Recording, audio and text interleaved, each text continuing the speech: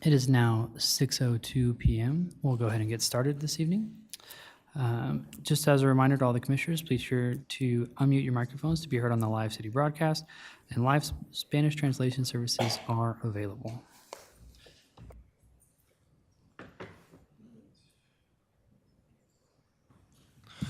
I'd like to call this regular meeting of the Planning Commission to order. Will staff please do a roll call?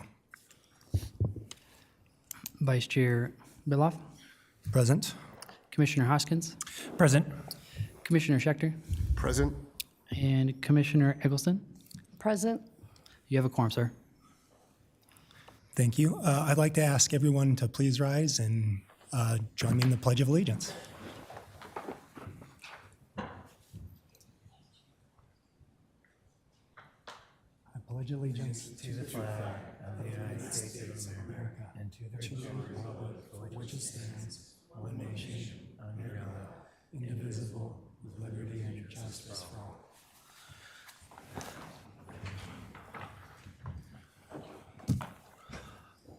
Can I please have a motion to approve the June 4th meeting minutes?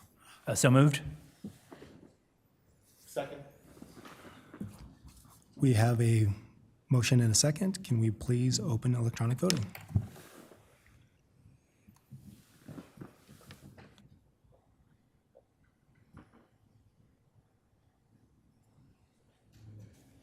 Commissioner Schechter. Got it.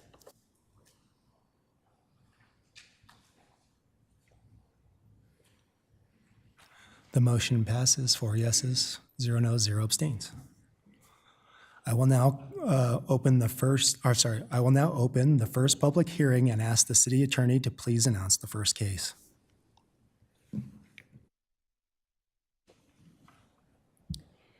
The first case is V24-0001.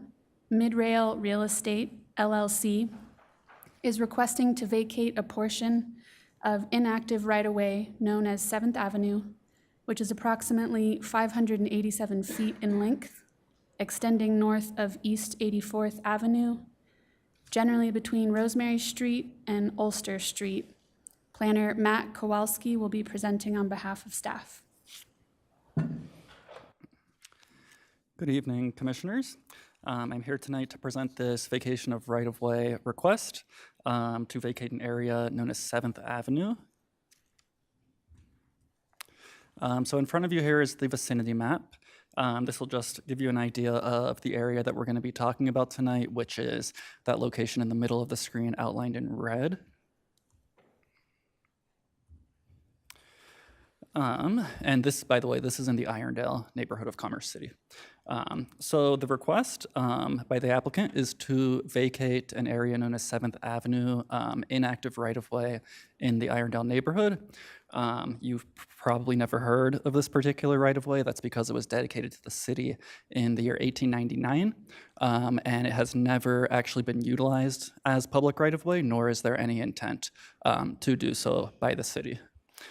So basically, the applicant is just requesting for that to be vacated so that they can replat that land into usable land, which would be done in a related case, number S698-1824, which is a final plat case that's also under review, which will basically create buildable lots and also replat the vacated area into usable land.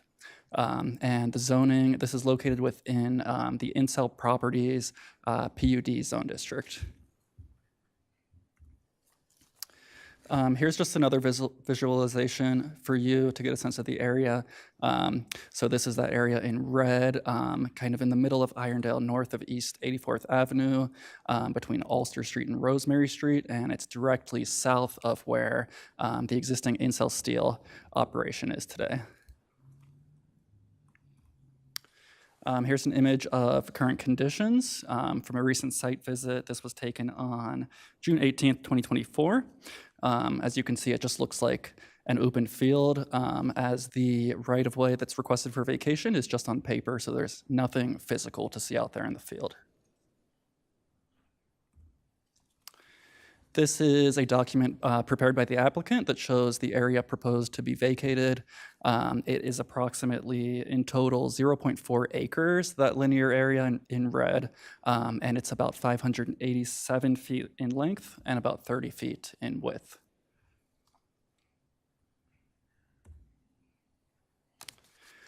So just some analysis that was mentioned in your staff report for this case.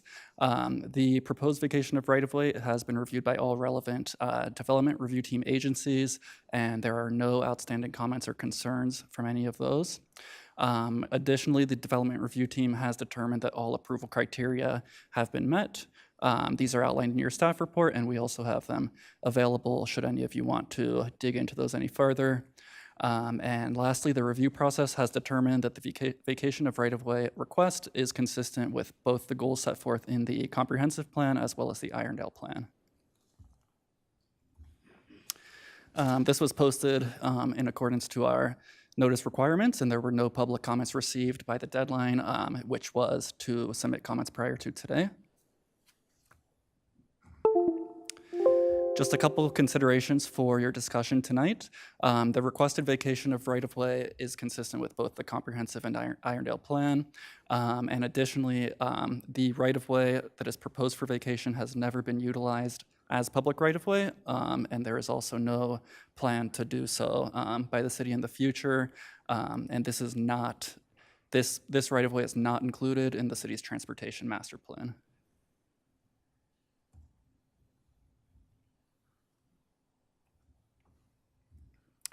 That concludes staff's presentation. Staff is available to answer any questions you may have.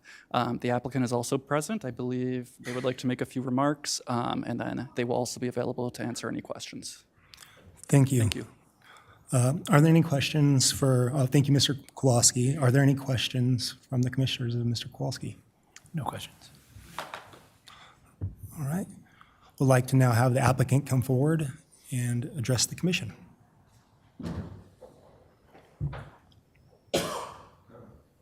evening, Commissioners. I'm Jim Fitzmaurice with JR Engineering, representing the Rail Real Estate. Oh, it's not on? There you go, it's on now. Okay. Jim Fitzmaurice, JR Engineering, representing Midrail Real Estate. We're the applicant. They would, at this point, as you saw, we're trying to get this property platted into, lots that don't have these kind of issues going with them. Also have Rod Fisher with Midrail Real Estate with me, and we can answer any questions you might have. But just trying to clean up this property so that they can entertain some sale opportunities for the zoning around this property. Just these things are, just kind of complicate the property. So, any questions you might have? Thank you. Any questions from the commissioners? Seeing none, thank you, Thank you much. Mr. Fitzmaurice, for your time. All right. Do any members of the public wish to provide comments on this case?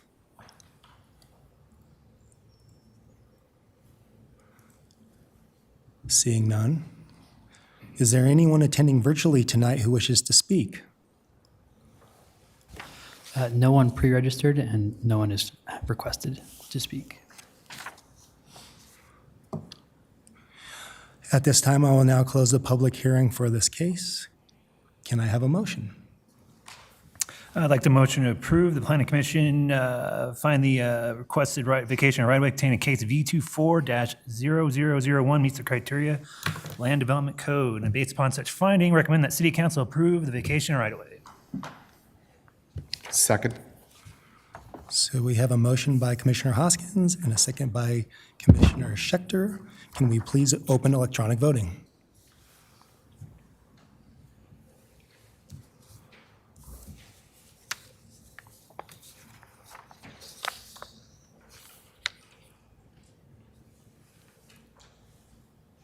The results of the vote are 4 yeses, 0 noes, 0 abstains. I'd like to congratulate the applicant on the success of the case. Thank you very much. I will now open the next public hearing and ask the city attorney to please announce the next case. The next case is Z23-0001 Real Estate Construction Group, on behalf of Galatians Enterprises, is requesting approval of a zone change from C2 General Commercial District to R3 Multifamily Residential District. The subject property is approximately 0.84 acres and is located at 6540 Highway 2.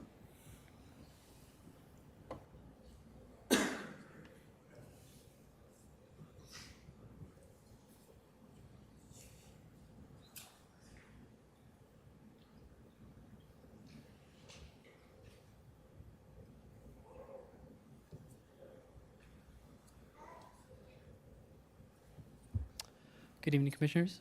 Our case this evening associated with project number Z230001, known as Galatians Commons. Here's a vicinity map for you, just to kind of orient yourselves. Nearest major intersection, 64th and Highway 2.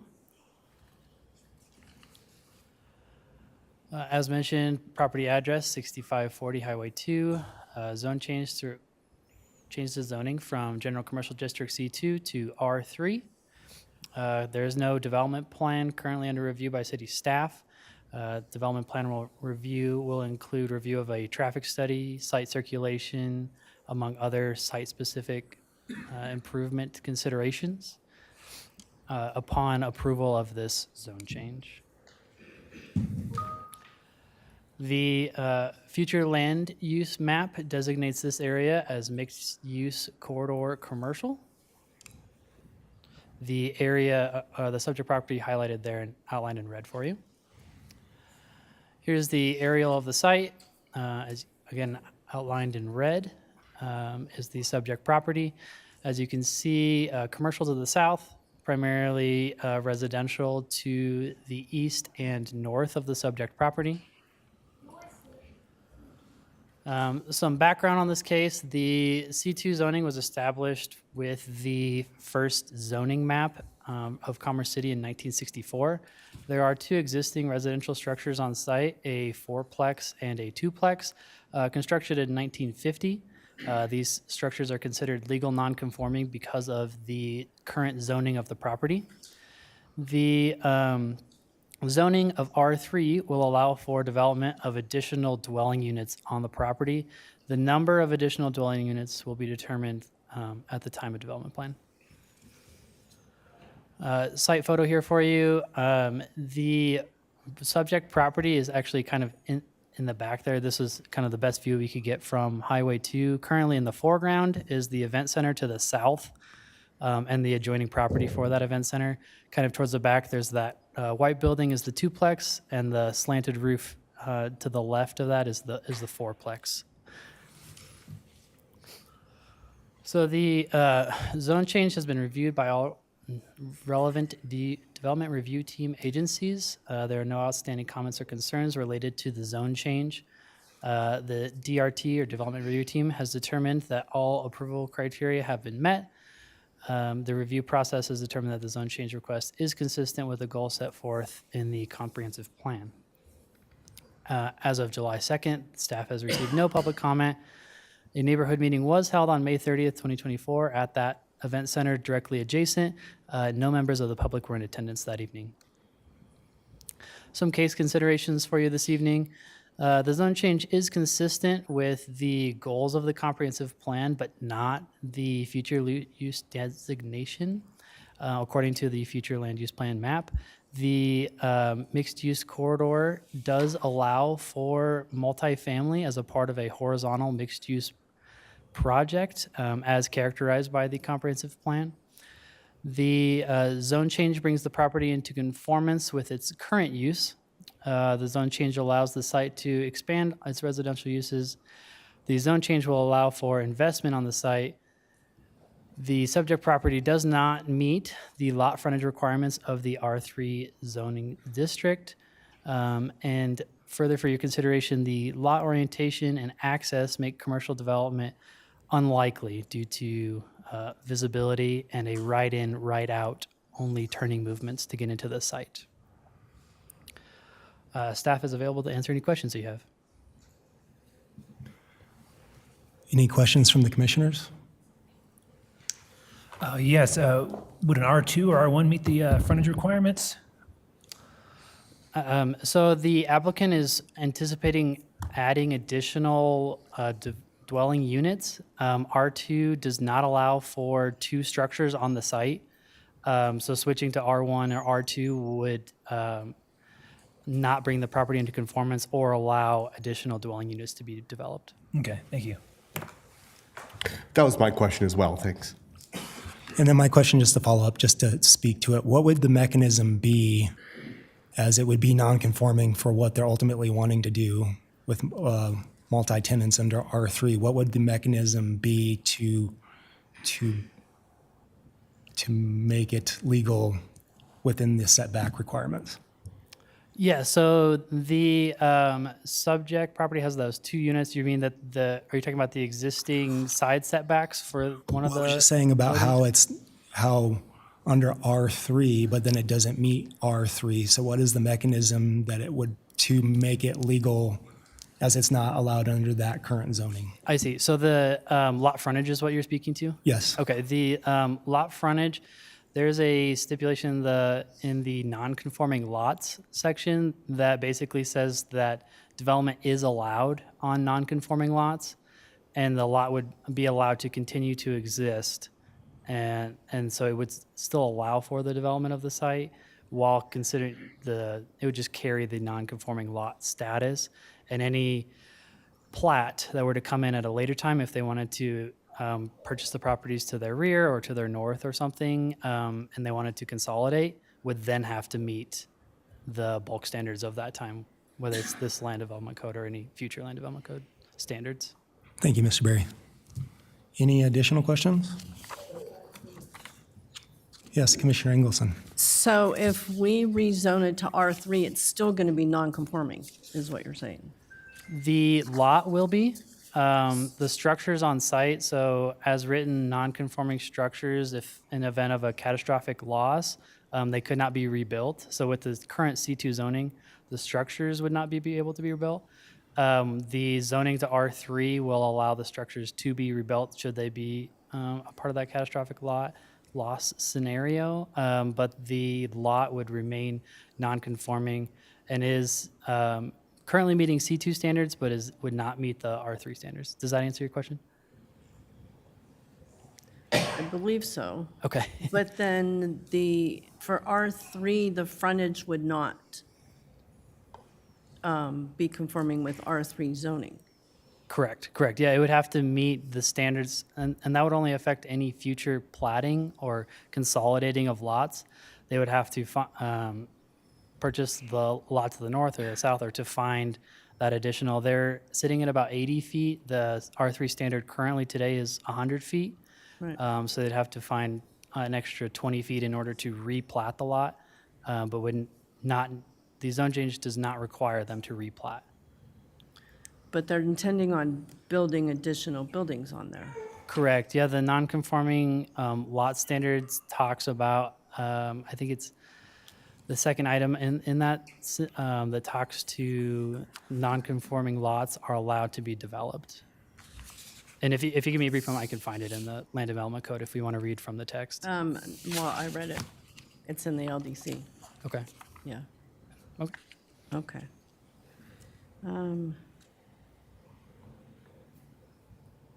I think that's all the questions I have for now. Thank you, Mr. Berry. Is the applicant available, or Yeah, would? they're here this evening, and they have a brief presentation they'd like to present. Thank you. I'd like to call applicant forward, please.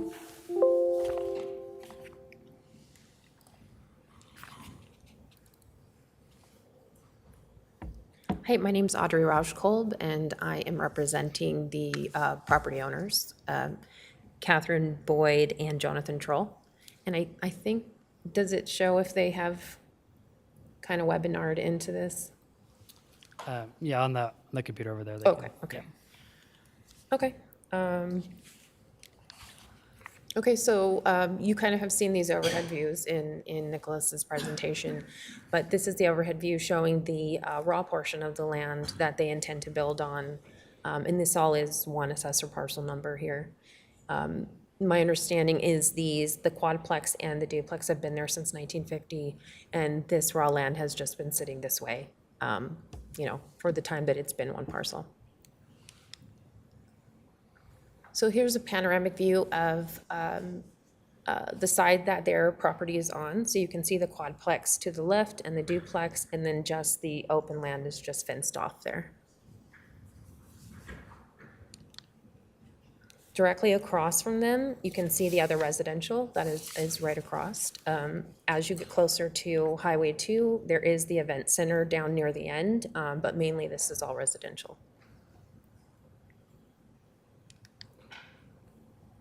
Can we go to the video? I did get a video kind of 360, so you can see what that little road looks like. No.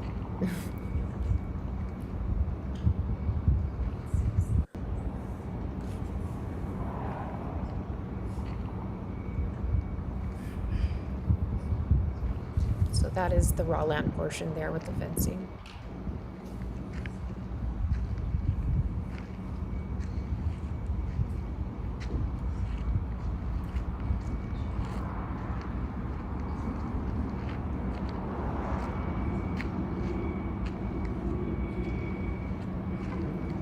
So as you can see, the property is mainly all residential now.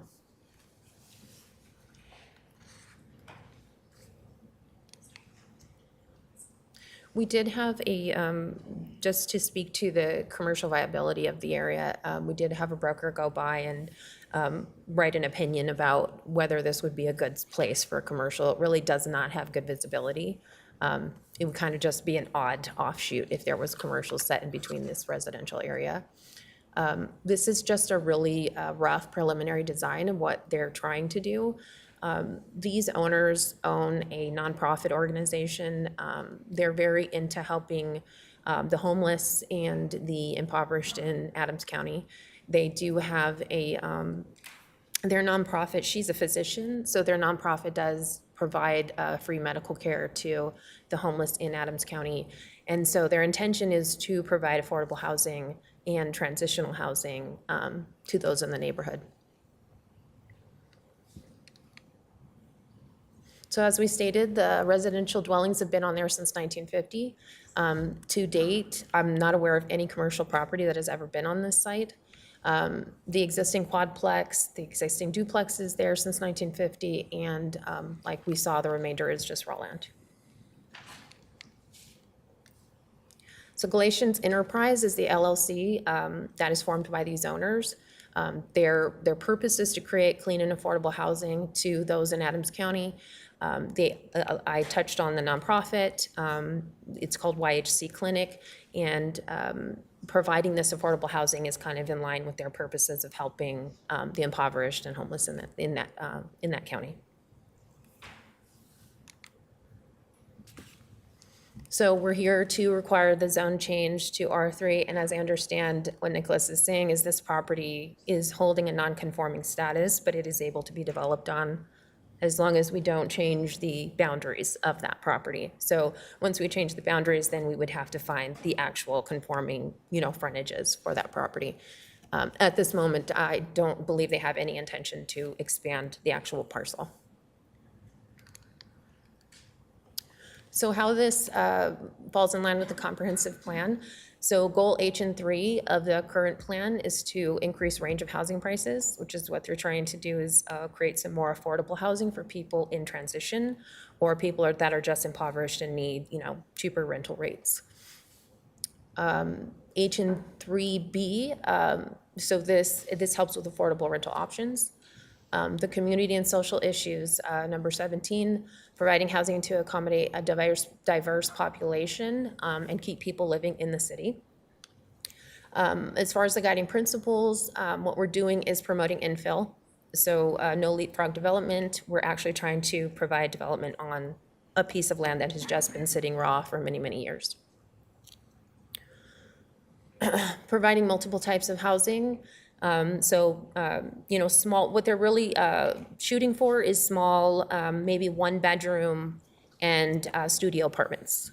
Just small places, you know, people have a place to sleep in and eat and have a roof over their head, basically.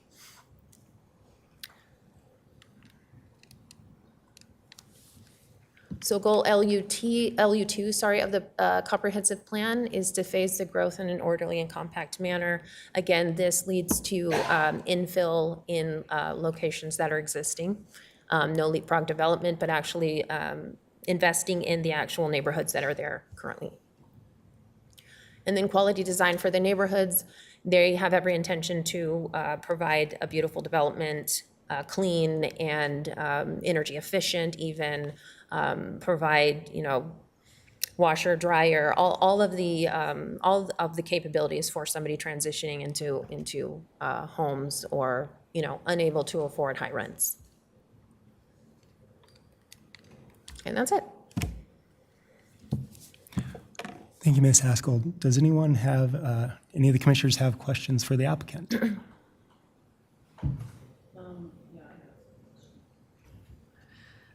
So are they gonna have, where are they gonna get the people that rent there? Is it gonna be through their nonprofit? Is it gonna be homeless people? Are they gonna actually have month-to-month rent? And then what's it gonna be classified as, like Section 42 or Section 8? So my understanding is currently the quadplex and the duplex, they are month-to-month renters. Okay.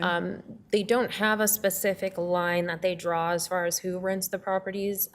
Just basically, you know, if they found somebody that was homeless and wanted to transition out of homelessness, they would, you know, give and a more affordable rent for them to try and do that. They would offer assistance to do that, as well as just, you know, any family that is just impoverished and is just looking for a cheaper rental rate. They're not trying to classify it as Section 8 or anything. They just want to provide a cheaper rate of rental. Right, so where would they find these people?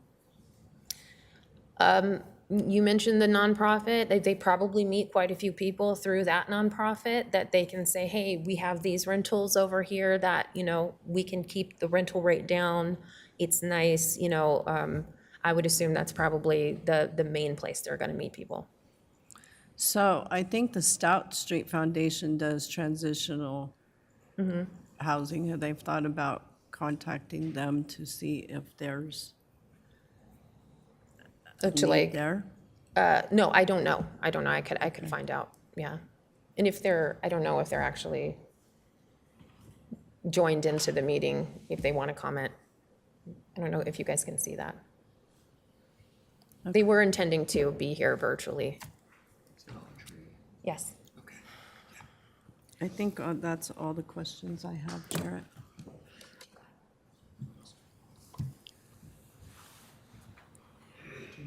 All right. Are they not there?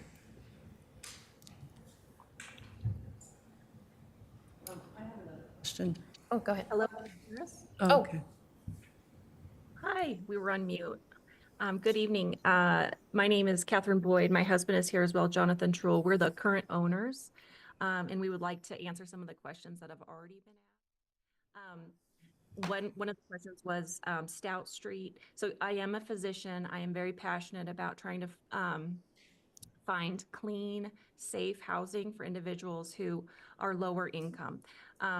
And just provide that at a baseline for anybody who applies. Currently, the houses that we own, the quadplex and the duplex that were part of the initial property that were grandfathered in, when there's an opening, we just advertise, and what we end up getting a lot in that area are folks who are living in motels and paying weekly it's about $500 per week to stay in the motel, and then our costs are on average about $300 to $320 per week, and it's a much more stable living situation, much more safe, much more healthy, and so that's our goal, is to continue that kind of a model where we can help people who are living right around that area to transition to something that's safer and healthier.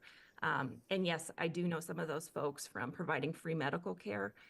And we partner with the Adams County Food Bank to kind of get to know the community. We live in Commerce City, and we're very passionate about this group of individuals. And so that's our goal for this property, and just to stay within the boundaries that are already there and permitted, and to develop an extension of what we've already been working on that area that's closest to the highway, and just have that going the other direction. And as in the videos, it demonstrates that that's all housing, that's all basically residential. And then the easement is on the south side. So housing there, as Audrey alluded to, we've talked to commercial development as well, and because of the angles and everything else, and the way you can't even see it from the street, it just wouldn't be a great commercial property, but it would be a wonderful affordable housing area if we could make it that way. And we're also available for any questions. I also want to give my husband an opportunity to speak if he wanted to say anything. Yeah, just thank you for your consideration. Sorry we couldn't be there, but we live in the community, and this is just kind of a passion for us, especially as we see housing prices and rental rates go up. It just seems like there are more and more people that are unable to get steady long-term housing. I think one of the comments is we try to do month-to-month, 6-month leases at a minimum, because again, at the end of the day, we want long-standing, stable tenants who take care of the property, keep it clean, and obviously are there to some people are starting over in life, others are just hanging on to continue to work and hopefully just have a nice, safe, clean place to live. And the only other thing I would add is we're very open into investing back, even with the existing properties. You know, we've invested heavily in just upkeep and making sure it meets the highest standards of quality, safety, and health for our tenants. So thank you. Thank you. Any additional questions for the applicant? Applicants, I should say. I would just like to say one thing, that I would like to commend the applicant for offering this sort of housing opportunity and new construction in this portion of Commerce City. Yeah. I think it's something that is much needed, and it's a void, as you all have seen, in housing opportunities for persons of Commerce City. So, Yes, correct. thank you very much. Thank you.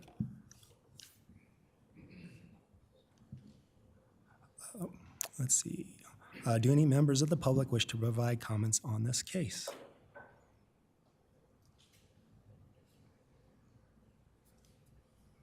Seeing none, is anyone attending virtually tonight who wishes to speak? No one signed up, and I'm not seeing anyone raising their hand. Thank you. At this time, I will now close the public hearing for this case. Can I have a motion? I move that the Planning Commission enter a finding that the requested zone change for the property located at 6540 Highway 2, contained in case Z23-0001, meets the criteria of the Land Development Code, and based upon such finding, recommend that the City Council approve the zone change. I second. So we have a motion and a second. Is there any additional discussion that we need to have related to this case? Seeing and hearing none, please open electronic voting for this case.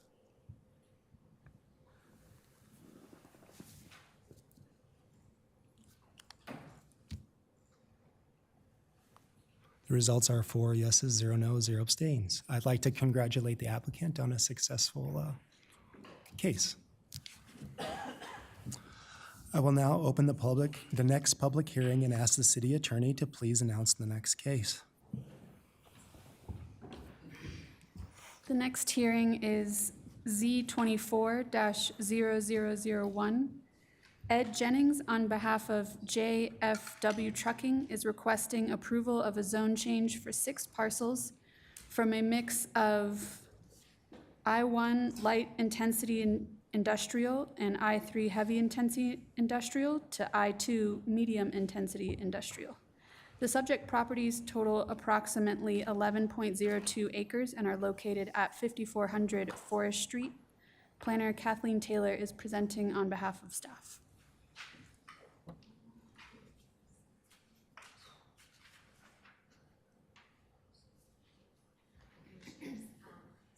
We're going to have the applicant present first. I think it makes it a little smoother and easier, hopefully.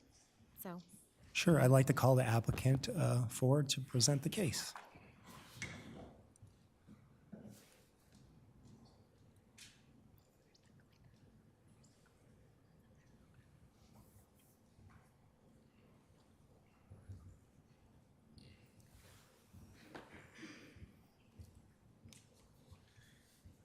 Evening, Commissioners. My name is Jim White with JFW Corporation. This is my brother, David White. We've been in Commerce City for 47 years. We've had a business there. As I'll go through the slides here, I wanted to start with our creed that we developed about 11 years ago, and the first line on it there is, "Together we face and overcome all that stand before us." That is kind of meant for everybody and for the commissioners and people here.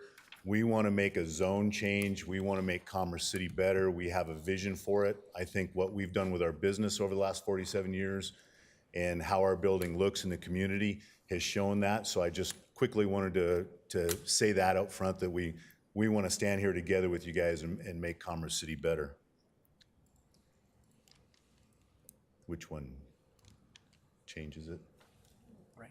That one? Just right quick. So our business started with our grandfather in 1935. This is Sam Schlegel. This here is him parking his trucks at his house. It's never been good to park your trucks in the community where you live. We've always looked for a spot to have, close where we can commute and yet, be part of our business and part of our community and not interfere with housing. This is our current location. We moved there 47 years ago. This is on Newport Street. It's a blurry picture of the for sale sign in the building that was there at that time. This is our original zone variance request, like we're here today to do. Obviously, the sign we just hung a few weeks ago has changed quite a bit from the one taped to the front of this building. I think we've all had changes through the last few years. This was the building that we were able to build. We put a stone front and a shake shingle facade on the front, and that's a building we were in until 1999, when we were able to tear that building down and build this building. This has been our 25 years ago. It's what we consider home. We work 10 to 12 hours a day. We have 150 employees. We're after keeping this location and the zone change that we're asking for. We believe that being a responsible neighbor is part of our duty to be in the community. As you can see, I would like to say that we're probably, just to brag a little bit, one of the best looking buildings on the block, hopefully. I think maybe Deb, you can vouch for that as you take your walks. I wanted to have my brother speak on this a little bit. When you talk about trucking companies, we somewhat have a connotation about truckers and dirtying the environment and things like that. We've been able to update our fleet to the newest trucks available, and if Dave will give a little comment on that. First off, good evening, Commissioners. It's great to have you here and allow us to speak on behalf of our business and what we're looking to do. It was our understanding, we just learned last week, that this is a non-paid position. You're all volunteering your time, so thank you greatly for that. Just right quick, Jim mentioned a little bit about our past, our present, and hopefully the future, that we can continue to be here in Commerce City after 47 years and growing. And I want to speak a little bit about the how we've gotten here today. And I guess a large piece of our success has been driven by our technology. Our fleet has the newest technology available. We do not own any trucks over 5 years of age or that has over 500,000 miles on it. So we get to utilize the most fuel-efficient engines that our truck manufacturers create to date. from the highest miles per gallon possible in a local trucking fleet to 5-minute idle shutdowns so the trucks are not sitting there running after 5 minutes. It's things like this that help us keep our carbon footprint smaller than our competitors. Our trucks' emissions are 98% cleaner than they were 30 years ago. We're currently in the middle of replacing 33 trucks this year alone, and the NOx released from those models are merely 0.2%. As I mentioned, 30 years ago, the NOx was 40%. So we've made great strides to protect the earth and help battle climate change. Not only do we focus on emissions, of course, but we focus on weight. Most people don't understand this, but we're paid by how much we can haul. So the lighter our trucks are, we can haul more material to our customers and haul fewer loads than our competitors to deliver the same amount of material. We've done this by carefully speccing our trucks, and trust me, it isn't cheap. On average, our truck carries 2 tons more than our competition. This equates to 8% more efficient. An example of that, as we move approximately 11,000 tons per day, in order to do that, we haul 415 loads in a day, while our competitors have to haul 448 loads. At the end of the day, JFW Trucking hauled 33 fewer loads, thus creating less emissions and fewer trips on the road, creating a cleaner environment and less impact to our roads and bridges. These are just a couple of things we do to help create a better Commerce City for all of us, as our creed states, together. I know Jim mentioned, and I mentioned this earlier, we just want to thank you for all your time, and we greatly appreciate the time you donate to make Commerce City a better community. Just to finish up, that's the certification that all our trucks have on them. So if they're idling in the neighborhood or anything like that, they're clean idle certified. We had to throw this in just to brag a little bit. We try to give back to the community. This is the local Salvation Army toy hall that we're able to participate in every year. And then this is just a quick picture of the building that we're planning to put up. This will face the Forest Street. It is a private street that has right-of-ways. It's not open to the public, but we're hoping anybody that visits the other businesses on that street and come and visit us, this is the first thing they see, the contour of the office and the red mountains alongside the building. Just right quick, the property that on Forest Street, it was family owned for over 50 years. We went to high school with the family that originally owned it, their kids, and we were able to buy the property from them. They wanted to have another family have it and maintain it. We would like to, it was an old sand plant that washed sand. It was there before 270 was there. When 270 blocked the neighborhood that was originally slated years and years ago, they ended up not being able to pull sand out of Sand Creek. That's where they got their product. It's been there so long. They started importing sand in from out east to keep washing and stay in business. It's always been a trucking location and environment. We think we fit well in the comprehensive plan. It just has all sorts of different little properties that we all own, and to replat it and rezone it under one zone and be a better part of the community. So I think that's it. Any questions from the commissioners? Thank you, Mr. White. Mr. White, I have just one question, and I know this isn't necessarily in the purview of what was presented to us, and you did a remarkable job speaking about the clean idle of your trucks and reducing the weight of your fleet and all of that.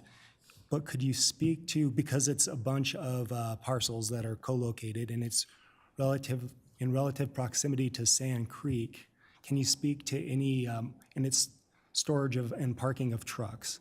So if there's fuel spill incidents, could you speak to the mitigation of that and protection of Sand Creek? Because that's a hot button item in the community. And I'd just like to give you the forum to speak to that. Absolutely, I think we can. So the fuel tank that we'll be using on site is all computerized, and it will only allow 150 gallons to be pumped before it automatically shuts off. So if there is a truck there and a driver walks away or there's any kind of spill, it's only 150 gallons and automatically shuts off without being restarted. The tank design, or the tank we have here in Commerce City at our location is what they call a UL 2085. It is a steel tank that is concrete wrapped and then steel wrapped again. It is set on fire to be tested, and then it's approved for the fire department. You literally, I mean, you can shoot at it, you can do whatever you need to do, and you cannot penetrate the tank. As far as like parking trucks, we will park trucks. We're gone, 90% of the day, usually there on the weekends. I think the thing that we like to brag on is the low emissions of the trucks, but with the advancement of the trucks, they can go so many more miles without an oil change. And so our intervals are only, I believe, 2 times a year is the only time we change the oil. So our used oil production is way low, stopping spills that might happen on site or anything like that. At this current time, we recycle all the oil that we do change out of our trucks. We have to brag on the new product too. They don't have oil leaks. They don't drip. They don't spill. The other oil product that we do use is a hydraulic oil, which is an all-natural oil. It has no additives, no anything. You can spill it on the ground and it just goes back in the ground. You can lick it and taste it on your finger and not even get hurt by it. Dave, do you have anything else? No, you answered it. I mean, does that help with the question? Yes. Thank you very much. Pretty passionate about that stuff. We're all for the environment. We have to, survive with everybody else and change. So. Understand. Yeah, speaking as someone that was in that industry as a mechanic and worked for DSI Transports many, many years ago, that used to be on Dexter and now they've long gone. So yeah, speaking as someone that has previous experience in that, I appreciate you all. So thank you very much, Mr. White and Mr. White, for your presentation. Thank you. Awesome. Thank you. Ms. Taylor. Yes, here, let me get turned on.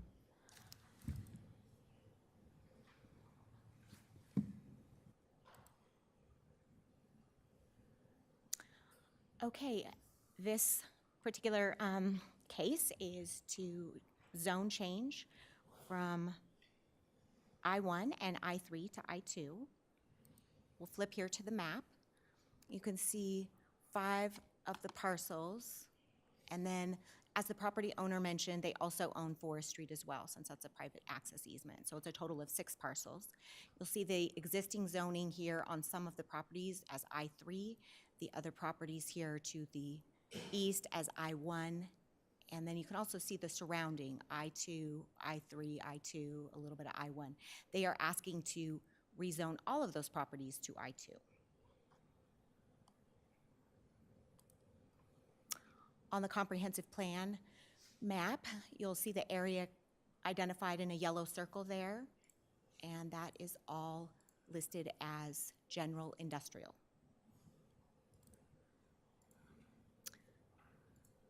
The property is 12.2 acres, and with this application, the property owner has also submitted a concurrent lot consolidation to put all those lots together and a development plan to go ahead and develop it. They had showed you a picture of the proposed building, and none of that can move forward without the zone change approval.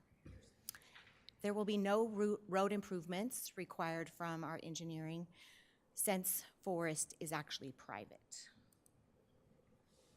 This is an aerial view of the property, and here you can see, you'd mentioned Sand Creek, so this isn't like the most perfect outline, but it's over here, and they're not touching that with their property in terms of how they're developing it. As the property owner mentioned, it has been industrial for years and years. The property has been a part of the city since the city was first incorporated. They are proposing to do a trucking facility that would include maintenance, parking, washing, fueling. With that, they should be able to store about 65 trucks. The building would contain 31,000 square feet of industrial space and 8,000 square feet of office space. They hope to employ approximately 100 employees. Here's just a picture right at the gates. You can see the couple of buildings that are existing on site. Those buildings, I believe, were constructed in like 1950 and have been there for years. So as a part, if the zoning change were to be approved, the buildings would be demolished and they would build that new building that they had shown you in their presentation. The proposed zone change has been reviewed by the relevant development review team agencies. There are no outstanding comments or concerns. The development review team has determined that all of the approval criteria for a zone change has been met. In terms of public comments, staff has received no public comments to date.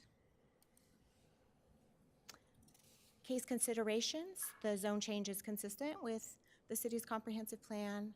The zone change also would allow the site to be consolidated in order to construct the facility that they're hoping to do. Staff is available to answer any questions.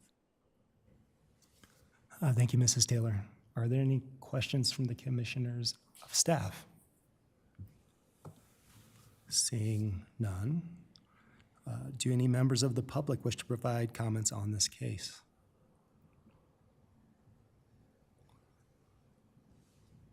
Seeing and hearing none, is there anyone attending virtually tonight who wishes to speak? No one has pre-registered and no one is requesting to speak. Thank you. At this time, I will now close the public hearing for this case. Can I have a motion on this case?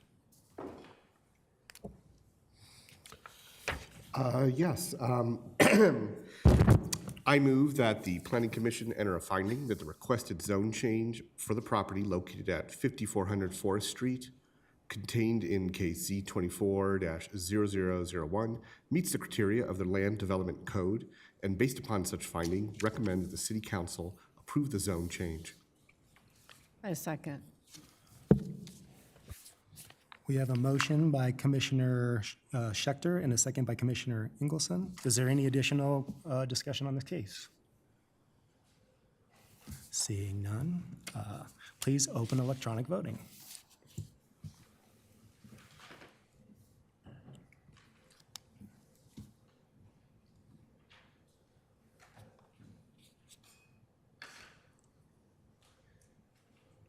The results are 4 yeses, 0 noes, 0 abstain. I'd like to congratulate Mr. White and Mr. White on the success of their case. I will now open the next public hearing and ask the city attorney to please announce the next case. The next hearing is Z-973-21-24. Anderson CRP Trust is requesting approval of an annexation zone change for 3 parcels from Adams County A3, Adams County Agricultural, to Commerce City PUD Planned Unit Development. The subject property is approximately 120.94 acres and is located at 9901 Chambers Road. Planner Nathan Chavez is presenting on behalf of staff. And I believe they're going to begin with the applicant again. That's correct.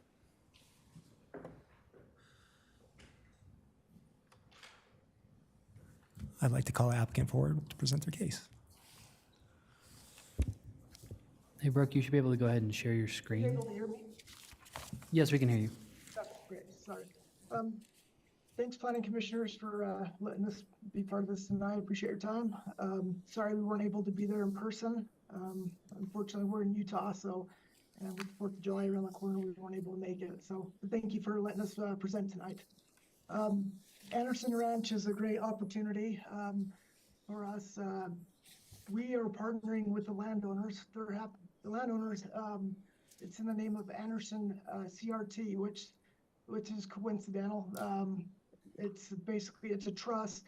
It's basically the grandkids. There's 4 grandchildren who own the property. The father or grandfather put in a trust for them. And put a moratorium on it. So that's why nothing's happened on the property for quite a while. Because the grandfather knew if they put a moratorium, they would do the right thing versus just sell it right away, which has been a blessing for those guys in disguise with the market, what it's done. Anyway, so we are essentially a partner with the Anderson family on this project. And so when we were introduced to them, they had asked us, we want to make this a project that the neighborhood will be proud of. we don't want the neighborhood to look at us and be upset and that we're putting a bunch of stuff on my grandfather's property that, he would be ashamed of. So they're really trying to make this a nice project. And so honestly, I think we got a lot more pushback from them than we did the city when we first started the conceptual work on this project. And so the idea behind the project was that we would lay this out in a way that it would work. Well, let me show you the concept. And actually, let me back up. I apologize. Let me get to the vicinity map so you guys know what we're talking about. Are you seeing the aerial map here? I apologize. Can you see this? The aerial? We can now. Thank you. Okay. So Anderson Ranch sits between Chambers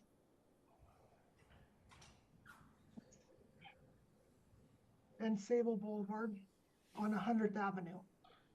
So it's 120 acres.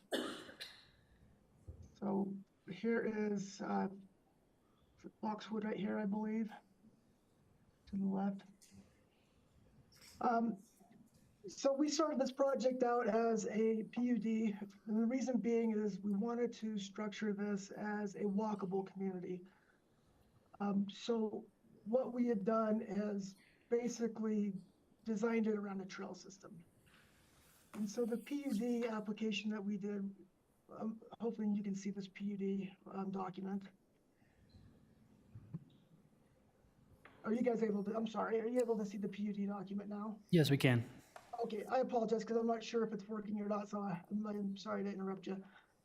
The idea behind this was we knew the school, elementary school, wanted to be proposed on this project, and the landowners were very excited to be able to contribute land for that purpose for elementary school on this site. And some of the idea was, well, how can we make this a unique design or unique project and make it safe? And so what they really wanted was, why don't we do a trail system around the whole project that limited, pedestrian and automotive interactions.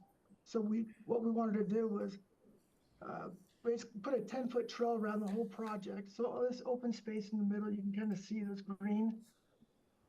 There's a trail wraps around throughout the whole project. It's about 2 miles worth of trail within the project itself, and it's a 10-foot wide trail. And the great thing about it is anything that fronts it is a rear loader project, so you don't have driveways crossing the trail system. So we're limiting the interaction between pedestrians and automobiles. And the thing that we were excited about is being able to connect.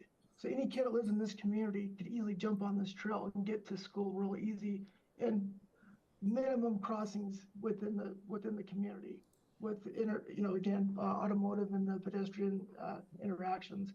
And so we were really excited to be able to customize this project to that. And then also on top of that school site, there is a regional park that will be added to, which I believe it's Dillon Circle, which is just to the west of this. There's some existing open space right there. Right now, it's just right next to Foxton. That will be added onto this. And then also south of that, Reunion will be adding additional, I believe it's another 10 acres to the site. And so this will ultimately be about a 15-acre regional park right here. That's all adjacent to this 10-acre site that the school will sit on in this light blue area. I apologize. Hopefully, are you seeing my pointer when I'm pointing on this? Yes, we can. Okay, thank you. I apologize. I'm pointing with my pointer, and I just wanted to make sure I wasn't doing it. You guys were assuming, you guys weren't understanding what I was saying. So the area in the blue is the proposed school, which is 10 acres, and this green area above it is 2.5 acres, which is the part of the regional park. Not only that, we also have another 2-acre park, a community park, which will have pickleball courts and playground equipment on right here on in this H section. And again, all of this trail system links this whole project. Everything can be accessed to this regional trail system. And I shouldn't call it a regional trail, it's the local community trail. We will also tie that trail into a regional trail that will tie into the Mountain Regional Park right there to the south. So you'll be able to ride, if you were wanting to take a trail down to the, I believe it's Rocky Mountain Regional Arsenal Park, I believe, something like that. You could access that from on this trail system. It's adjacent to Chambers Road. We've looked at all the comments from the neighborhoods. We've tried to address most of their concerns. I mean, obviously there's some that oppose the development period, and it's obviously you can't really address that, but some of the biggest ones that we've seen concerns is traffic and how are things going to be handled with the traffic. This project will be, as part of the annexation of this project, we've agreed to donate or contribute the cost to streetlights on 104th and Sable, and I believe it's on Chambers and 100th Avenue in the future. That we will be contributing to those funds when it's warranted. That'll be built. We will be building 100th Avenue. We'll complete it. It won't go all the way through the park. The city has wanted 100th Avenue basically to end. We'll kind of wrap around this regional park. So we'll actually hit the park and then go up north and around that park and then kind of tie in. It'll kind of mirror what's happening on the west on Dillon Circle. I believe it's, again, I'm not sure what that road's called. I believe it's Dillon Circle. The also part of the concerns was the speed. And again, the landowners really wanted something to feel different. And so they really liked the idea of having some roundabouts. So we've put in 3 roundabouts on the main roads within the project, one on 100th Avenue here, and then 2 more on 99th Avenue. This will be more of we'll have some entry features within it, and it'll be a great traffic calming feature for the development as people are coming down and going to the school site from either way. We'll hit that, and obviously have to slow them down. There's been some concerns of connectivity to High Point subdivision to the north. We are following recommendations based on staff to connect our roads directly into those roads to the north, but that can be discussed. We are just trying to accommodate everyone and the best that we can. We are willing to do whatever, but as far as at this point, staff has asked us to basically connect these roads that basically would be extensions from the roads in High Point. Some of the other concerns that people have had is obviously infrastructure. We'll be contributing to, we'll be finishing 102nd Avenue as part of this development happens. We'll be extending Sable Avenue from 99th Avenue down to 98th. We'll be putting that portion in. We'll be having connectivity from Sable to Chambers down on 98 somewhere in here. But that hasn't been determined if that's just a local or a local collector.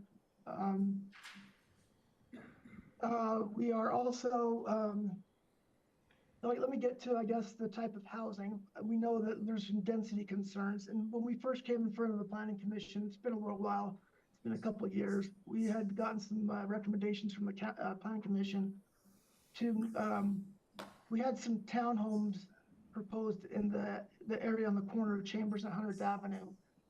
And that was recommended to probably pull those away, keep them a little further away from High Point subdivision. So we pulled that higher density use away from there. The kind of product that we are doing is all single family. Most of it will be detached. So the stuff in the light yellow is all going to be single family homes. So I think it's 4,000 square feet to 6,000 square foot lots in these lighter, or this tan color. And then in the yellow color, that will be it'll either be a single-family detached rear-loaded, a duplex, or a rear-loaded duplex or a rear-loaded townhome. There will not be any condos or apartments uses within in that section. But again, it'll be a rear-loaded to accommodate this trail system to make this work. The other concerns that we've hit is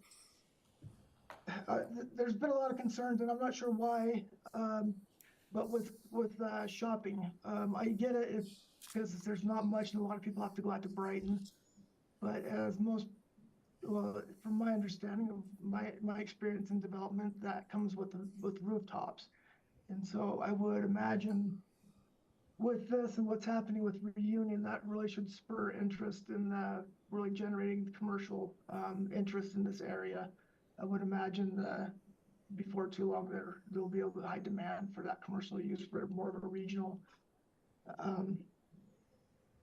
Outside of that, see, we got the traffic lights. Sorry, I'm just looking at my notes from the notes that you guys or the comments that was sent to me earlier. I mean, honestly, I believe we're addressing most of these prior to these comments. Let's see, increased bike trails and foot traffic. We're adding that. Community features such as parks. Yeah. So, commissioners, I'll let Nathan get into the details about the intent and meeting the city's policies. Yeah, we're excited to push this project forward, and we believe it fits and it will be a good fit to this. And it will, like I said, the landowners, they definitely want to make this a nice project for the community. They don't want to have backlash, or they want to make their grandfather happy on this. And so I'll let Nathan move forward, explain the policies to you. Thank you, Ms. Anderson. Before we go to Mr. Chavez, while we still have you on the line, are there any questions of the commissioners at this time before we hear the full presentation? Seeing none, Mr. Chavez.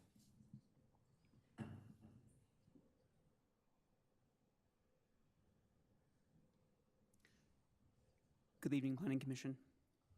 The applicant, Anderson Corporate Trust, is requesting approval of an annexation zone change from Adams County Agricultural 3, or A3, to Commerce City Planned Unit Development, or PUD, for an approximately 121-acre site. Please note that there are two concurrent cases under review, an annexation and a NIGID inclusion, which are currently scheduled for City Council in August. Generally, the property is located at the northwest corner of Chambers Road and East 98th. It is highlighted in blue, this turquoise, and the hatching is the whole property, or the two properties. Surrounding zoning includes R1, PUDs with residential planning areas, and agricultural to the north. Within the comprehensive plan, future land use plan, the property is designated, it's highlighted, outlined in red on the screen, is designated as residential medium and public state. The residential medium designation lists related zoning of R1, R2, or PUD, and primary uses of single-family detached residence, single-family attached residence, and some townhomes and patio homes, and secondary uses including schools and open space. The public state designation lists primary uses as public parks and schools.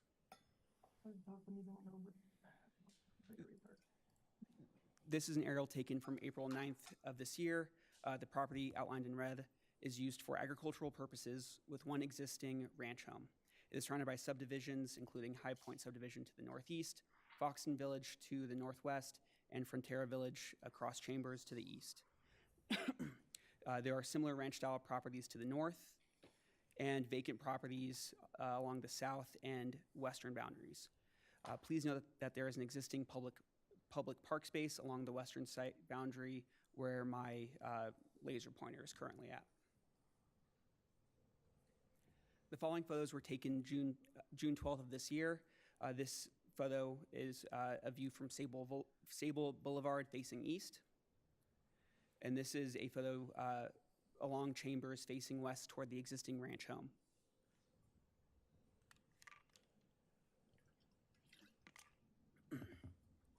The proposed PUD has 10 planning areas, which can be categorized into 5 overall land use types.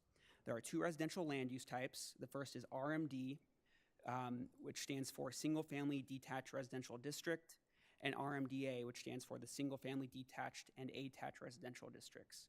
RMD, which is the lighter yellow planning areas A, C, and F, total 74.47 acres approximately, and only allow for single-family detached dwellings. Please note that in the staff report, there is a typo that states it's attached dwellings, but that's incorrect. Staff apologizes. The RMD, the lighter yellow, only allows for detached single-family dwellings. RMDA, which is only found within planning area B, which is the darker yellow, it is roughly 19.16 acres total, and it allows for single-family detached, single-family attached, and townhomes. So with the proposed PUD, it is possible that the entire residential portion of the site may be developed as solely single-family detached. Planning area E in green is 3.37 acres and will be dedicated as a public park space to Commerce City. And this park space will connect to the existing parkland highlighted earlier just to the west. It's currently not shown on screen, but where my mouse is where the existing park space currently is, that is owned by Commerce City, and there will be no road separating planning area E and the existing park space. In this planning area is connected to a 10.09 acre site, school site for the 27J school district, which will be dedicated and is illustrated in planning area G, this blue planning area. The school is anticipated to be an elementary school, and the final land use is planned for private parks and open space throughout the site, totaling 13.85 acres, and this is the lighter green, such as planning areas H, J, I, and D, and this is the trail system that the applicant, Ms. Anderson, alluded to earlier during her presentation.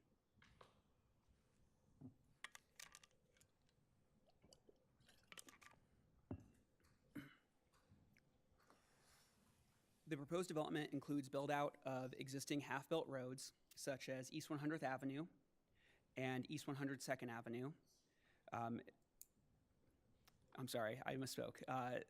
The proposed development includes build-outs of existing half-built roads, such as East 100th Avenue and Sable Boulevard, as well as east-west connections between Chambers Road and Sable Boulevard, such as East 102nd Avenue, East 98th Avenue, 100th Avenue, and East 99th Avenue. In addition, there are various local roadways within the development. As proposed, the connection of roadways will provide greater connectivity in this area of the city and provide additional access to drivers and pedestrians.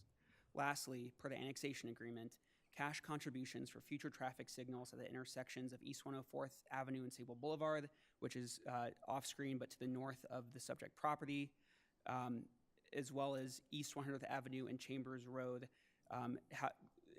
are required and have been agreed to by the applicant in terms of those cash contributions to the city with the annexation. On March 15th of 2023, a neighborhood meeting was held at Stewart Middle School in which 8 members of the public attended. Members of the public expressed various concerns, and any questions were either answered by the applicants or the city representative who attended the neighborhood meeting. As of 6 p.m. today, staff has received 5 written letters from the public. Hard copies were left for each commissioner on your desk.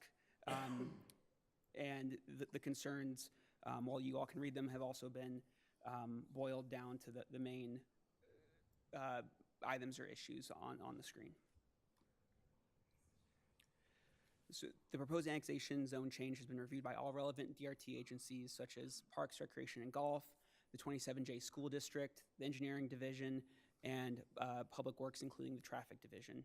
In addition, the Development Review Team has found that the application meets the approval criteria for the zoning of newly annexed land and the PUD zoning sections of the Land Development Code. An analysis of all the approval criteria may be found within the staff report, and staff is happy to discuss each criteria and bring them up on screen as requested by this body. And lastly, staff has noted the following items for consideration by the Planning Commission. Annexation zoning allows the site to develop as a residential neighborhood. And this residential neighborhood is compatible with the comprehensive plan and surrounding uses. The proposed PUD includes over 10 acres for a school site within the 27J school district, as well as 3.37 acres for a public park site. Development of the property will create roadway connections between Chambers Road and Sable Boulevard, as well as greater overall connectivity for vehicular users and pedestrians in this area. The proposed PUD includes over 18% of private parks, open space, and trails, which exceeds the 3% minimum requirement of the LDC. The gross density of the proposed PUD meets the intent of the residential medium future land use plan designation. The entire site may be developed as a single-family detached product. And then lastly, no architectural design standards are proposed, and the PUD zone document differs to the Land Development Code. Staff is available to answer any questions, and thank you for your time. Thank you, Mr. Chavez. Are there any questions from the commissioners? Same, I have a lot of questions too. Commissioner Engelson, I'll let you can go first. So have they done the traffic and drainage study? The applicants have, and they have been reviewed by the engineering division and have been found to meet the standards of the engineering code. But if you have additional questions or further questions about those reports and studies, I can have the engineer, Lee Alverson, come up and speak on behalf of those particular reports and studies. Okay. I have more questions though. So Of course, of course. first, or you want me to ask my questions? Whichever you prefer.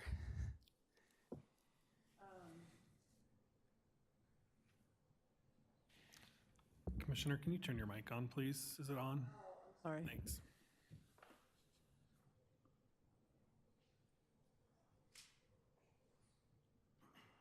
So it said in the material that we got, at some point, they might change it to all detached single homes. At what point will they decide that? So currently, if the PUD were approved today, the planning area B could be built out entirely as single-family detached by right. And they could decide that at the time that they submit for their subdivision application, the final plat application, and PUD development permit or development plan. And I would defer to the applicant, I would defer to the applicant to better answer that question, since they're the ones who would be making the decision on what the final product would be when they do submit for their subdivision and development or PUD development permit applications. Okay, and then, so it sounds to me like there's going to be two residential zonings in here. One's going to be for higher density and one's going to be for detached homes. That is correct, and it's also important to note that the higher density planning area B, it would allow for single-family detached, and it would be at a higher density than the RMD or the planning areas A, C, and F. So there is a possibility, if approved today, that the entire residential portion could be single-family detached. Right, but as the plan as they have it now, it was townhomes that were all in section B, right? So And then there's single-family detached homes in A, C, and F?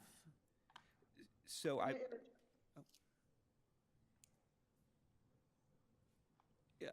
Commissioner, I believe you're referring to the concept plan that was submitted. This is a plan showing what a possibility based off the proposed PUD zoning, but it could also very well be that all of the townhouses and rear drive lots, those could also be the single-family detached product. Right now, the zoning, the PUD zoning as proposed, would allow for single-family detached throughout the entire PUD, but at the same time, there's a possibility that it could be townhomes and duplexes in planning area B, that central spine. Can I add to that? Yes, you can, Brooke. Oh, thanks. The reason why we have done it that way, so that center section is, we wanted to give a flexibility for uses to be able to make it a rear-loaded product so we can make the trail system work. And so by doing so, it's harder to sell that type of product than a front-loaded product. And so, like I said, we want to give more flexibility, and so that's why we gave a range. We could do rear-loaded single-family, detached, or duplex, twin homes, or a townhome. But again, they would have to be a rear-loaded. Only in that middle section.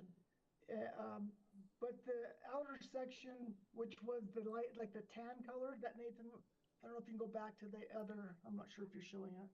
On the PUD document, it showed it as a tan area.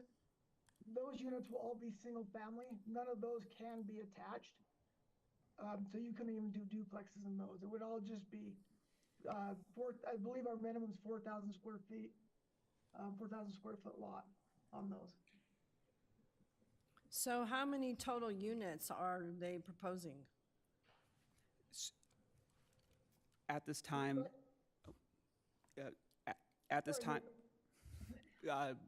Brooke, can I go? Okay, one second, Brooke. Commissioner, at this time, the maximum amount of units possible is 901 residential units. And for context, the concept plan that was shown earlier, I believe there are 537 units shown in that concept plan. Which is twice as many as is in Harvest Meadows or Foxton Village. So that's really dense. The overall density, the overall gross density meets the intent and is fairly close to being within the limits of the residential medium designation for the future land use plan. And within the staff report, I've outlined the proposed density for the RMD as well as the RMDA, and I believe that density is also found within the PUD zone document. 1 second, I can pull that up.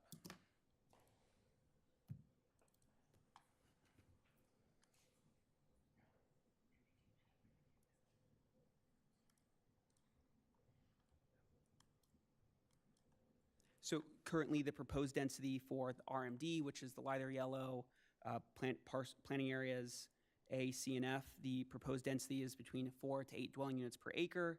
And for the planning area B, the RMD planning area, which would allow for townhomes, duplexes, and single-family detached, the proposed density is 6 to 16 dwelling units per acre. Right. But as proposed, I'm just making a comment saying that that is twice as many units that is in the two neighboring subdivisions. Harvest Meadows, which is listed as High Point, so I don't know if it's High Point or Harvest Meadows. Staff named High Point based off the final plat, Okay. which we have on file, and if it's Harvest Meadows, I apologize. Staff has only been to that subdivision one time. Okay, but you have Harvest Meadows and Foxton Village, and the density on that plot is twice as many units as in each of the subdivisions that are neighboring it. That's correct. And per the applicant's narrative and one of their arguments for meeting the approval criteria for a PUD, which requires something unique and special, is that they are providing higher density and more residential units. And staff will defer to the applicant to elaborate on that further if you would like. Well, it seems to me that if there's twice as many units as, say, like the neighboring subdivisions, that's actually lower density. That actually sounds good because, like, well, the area, just looking at it, it's 3 times the size. But if it only has twice as many people, that means it's actually less dense, or twice as many homes. That's just my rough take. But you have to take off the part that's going to be the school and the park. Yeah. Which is how many acres? So my concern is that the density and also the traffic that is going to be on Sable. And it said in the material we got that they're going to be responsible for developing the east half of Sable. So who's developing the west half of Sable? The west half is already fully constructed, and the east half construction is further widening Sable to meet the right-of-way requirements, as well as construction of curb, gutter, sidewalk, and any street trees or right-of-way landscaping. I see. So they're going to double the size of Sable. They're going to make it twice as wide. I will defer to our engineer, Lee Alverson, to provide you specifics on that.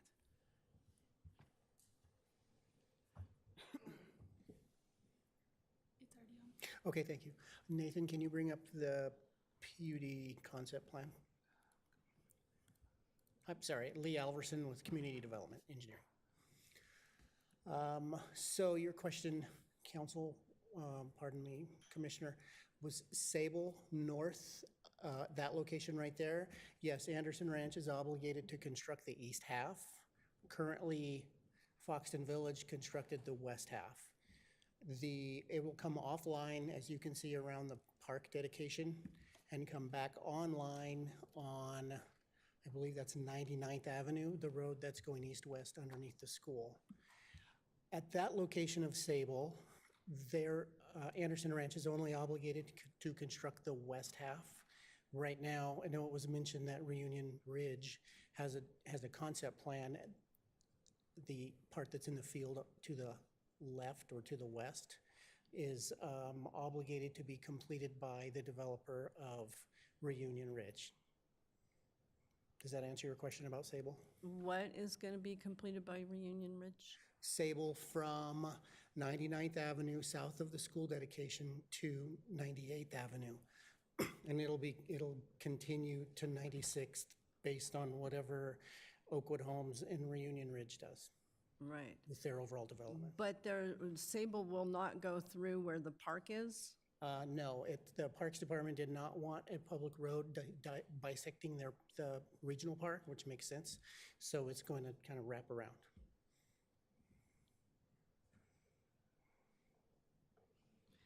So Sable's going to come and go around the park and then down this way? Correct.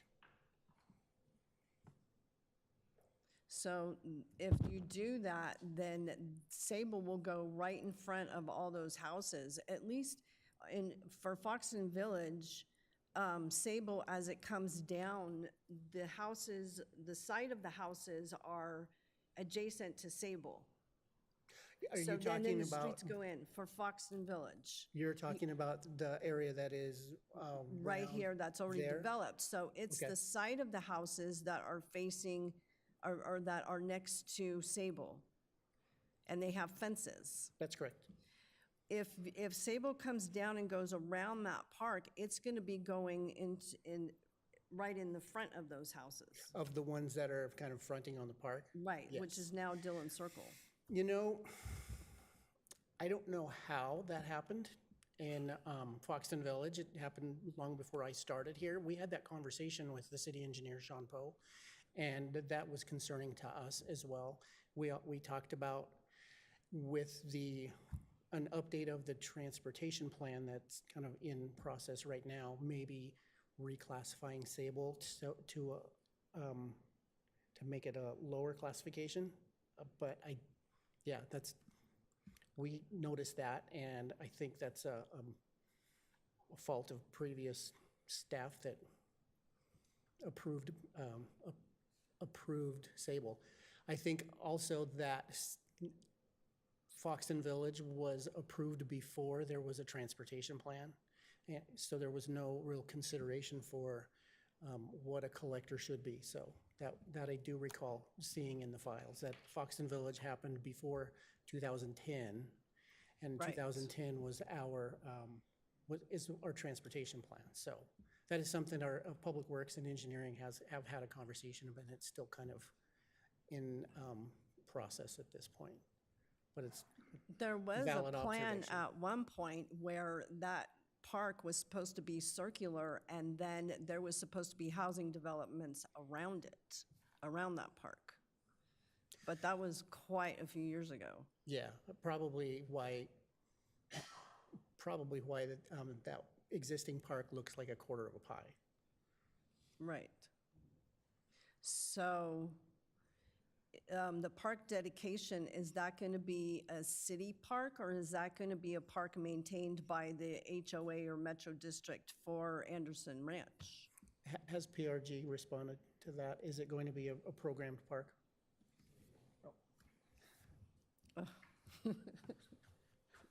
Hey, good evening. I just happened to be here. Somebody Chad else, Redden, huh? Director of Parks, Recreation, and Golf. Okay. Excuse me, that will be a city-maintained and owned park.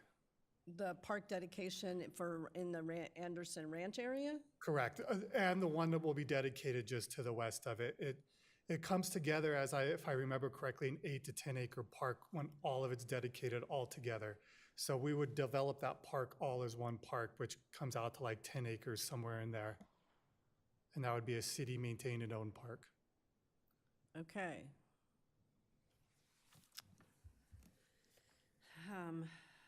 I think I have no more questions about the park.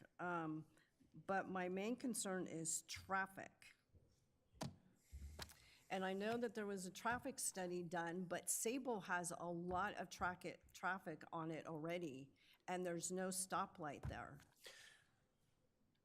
at Sable and 104th.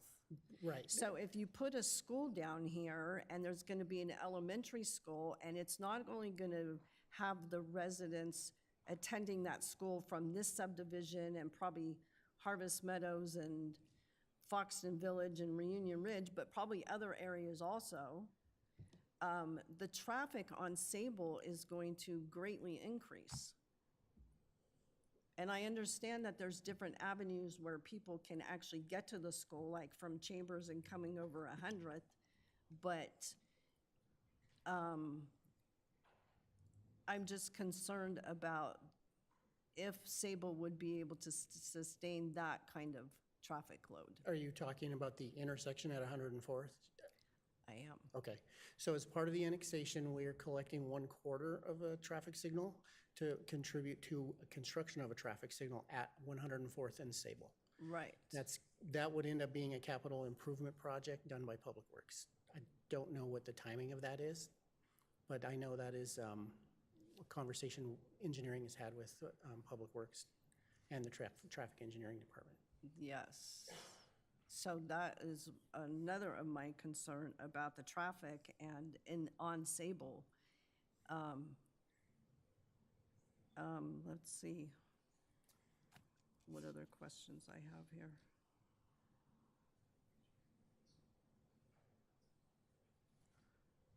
So they're dedicating the school site, but Adams 27J is going to be responsible for actually building the school. Is that correct? That's correct. So it would have to go into their budget at some point?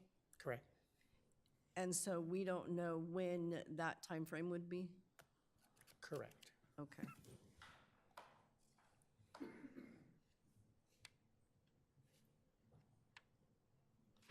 Okay, I think that's all my questions for now. If I think of any more, I'll. Commissioner Schechter. Yeah, I have a couple questions. So who's the current owner of the land? Staff will defer to the applicant to answer that question. Brooke? Yeah, the current landowner is, again, it's owned by Anderson CRT Trust. It's owned by the 4 grandchildren of the former owner. Okay, and what use is it being put to currently? Currently, there's a single-family house on it with, that they've lease out. They have a tenant that lives in the house, and they have a tenant that farms the ground. Okay, got it. Thank you. Yeah, my other question is about the design and crime prevention. I don't know if we do that. I don't know if the city does that as part of its reviews, like, oh, traffic crime analysis, because I believe there's data that show that when a city or plan has lots of, like a grid-like layout with lots of ins and outs, that actually encourages certain kinds of crime versus neighborhoods with fewer ins and outs and more of a maze-like kind of design. I mean, I'm not a planner, but that's just my understanding of the data. And so the lower half of this definitely seems to comply more with my idea of that.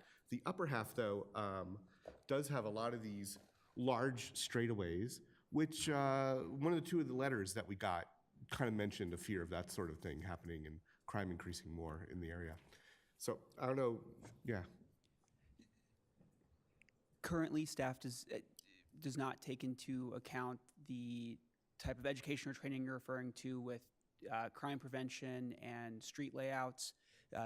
Staff's current policy and per the comprehensive plan is to create a grid network with greater connectivity in order for pedestrians, motorists, cyclists to have different options and access to get from point A to point B in various ways. Certainly because the final plat and the PD development permit, which will contain the final proposed layout of roads, that's something that can be looked at down the road if this were approved by city council. But to answer your question, currently there is not that training or thought process when reviewing or at least when this PUD zone document was Jared? Was reviewed. You know city planning more than I do. Is there something to that when or am I hallucinating this sort of concept? No, what you're talking about is crime prevention through environmental design or SEPTED standards. In previous roles, I have been part of those. I haven't really heard it applied to street layouts, but I know what you're talking about because one of the key points is natural access control, but it's usually referred to in specific locations. What we always looked for in previous positions was the natural surveillance, eyes on the street kind of thing, where you're making sure there's activity, making sure there's just different things like that, so that there's support for activity so that it's more vibrant. So I'll have to look into to what you're saying about streets. I've always had it apply to buildings and locations, not necessarily streets, by controlling entrances and the flow of people through areas. Yeah, I forget which city it was. So a city in the east that had like a very grid-like layout, and they actually began blocking a lot of the entrance and exits as a crime prevention method to make it harder for people. In that case, it was drugs, that kind of activity. I imagine in higher, like urban settings. Yeah, that's like an urban kind of thing. But in suburban, I haven't seen that, so I'll have to do some research. Well, thank you very much, yeah.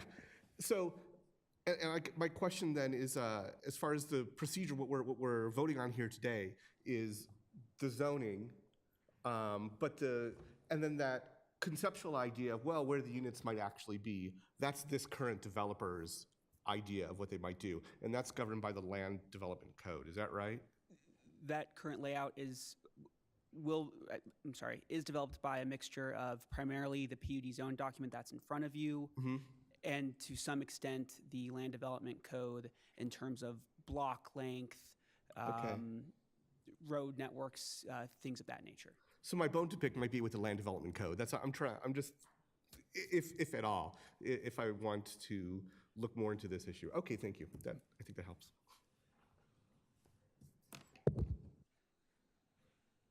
Commissioner Hoskins? Yeah, are there any existing mineral rights for oil and gas proposed developments on that property that could? There are none, no. There are none, okay. And then at the time, in the future, the school district would receive impact funds to build a school there, right? I'm sorry, can you please repeat that question? Would the school district eventually receive like an impact fund for building the school there at that location?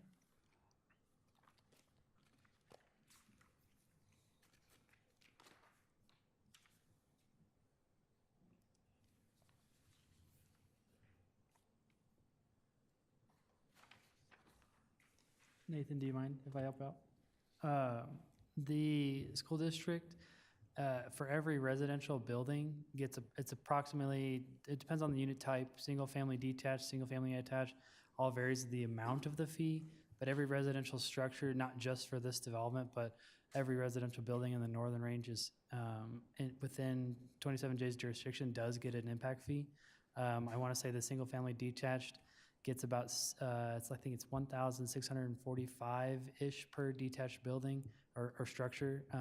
And then if you get into like the attached products, I think it's like $700 and some per attached unit. Okay. And then the 18% versus the 3% open space standards they exceeded, will that be set now with this zoning, or can they adjust that later on in the future? There is technically a provision within the PUD zone document that allows for a 15% administrative change in planning areas. So it is technically possible that, for example, planning area H could be reduced 15% as well as increased 15%. Okay, thank you. That answers my questions.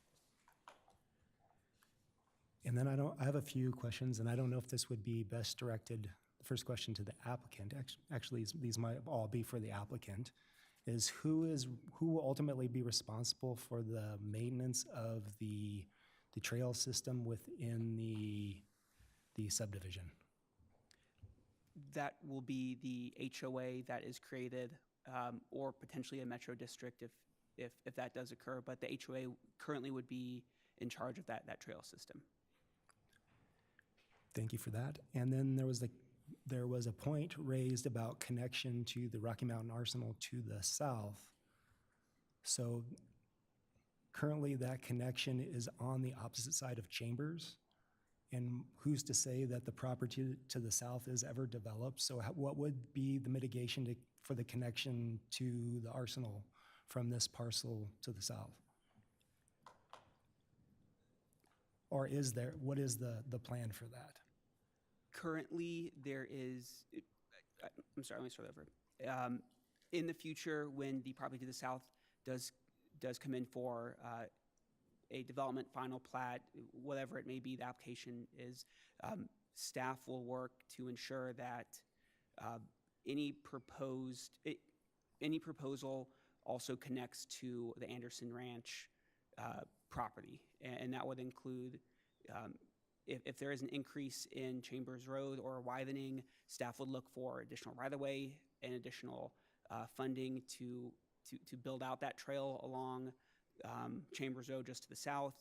Or in addition, if the future applicant for the property to the south is developing, staff will ask them as a part of their proposal that they construct a privately maintained HOA trail as well. So those would be the two instances where staff works to create a connection on the west side of Chambers from the proposed Anderson Ranch PUD to, I believe it's 96th Avenue. 96th Avenue, I'm sorry, 96th Avenue. 96, but in the interim condition, is there any consideration for pedestrian crossings? Just if you build this, people go out on Chambers, there's not signaling or signage, people getting run over crossing Chambers, just trying to access the neighborhood as this is being promoted as a walkable, connected community, that there's a couple instances that some commissioners have raised where there's some barriers to that. If you could speak to that.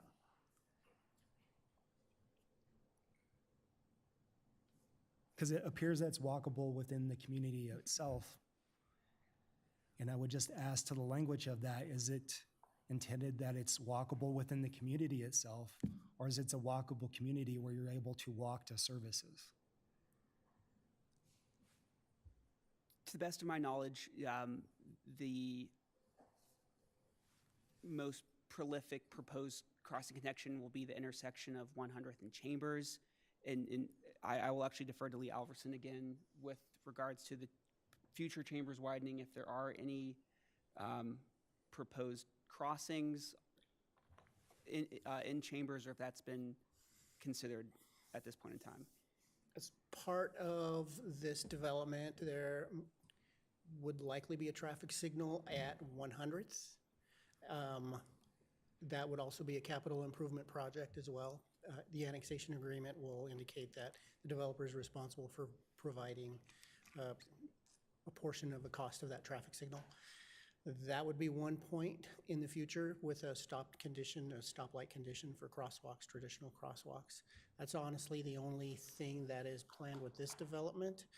Currently, to my knowledge, the Public Works Department does not have a capital improvement project in the works to widen Chambers Road, primarily because we have this development in doing their frontage and Reunion development eventually to the south. We generally have those right-of-way improvements obligated to adjacent development rather than using city funds to construct that roadways. Yeah, understood. Yeah, that's my concern, just because the properties that are on the west side of Chambers currently are bifurcated from the connection, like in other areas of the city. We've talked about 112 a bunch of times here. It's to ensure that there's not kids on their bike getting out there and getting run over trying to cross Chambers to go to the park or go wherever they're going, go to the middle school. So, yeah, thank you. Thank you.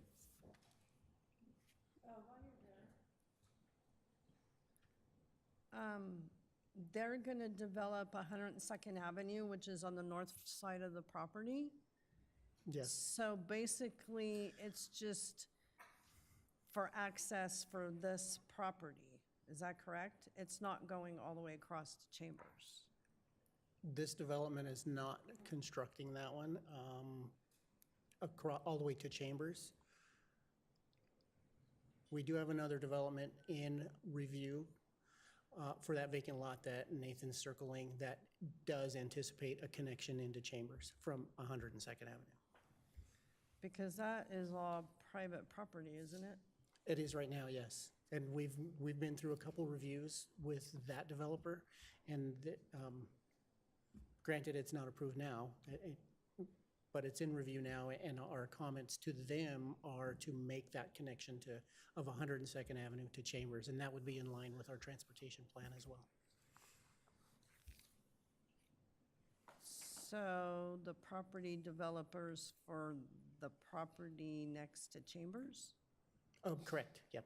North of 102nd Avenue. So then that's going to be also developed? Correct. Okay.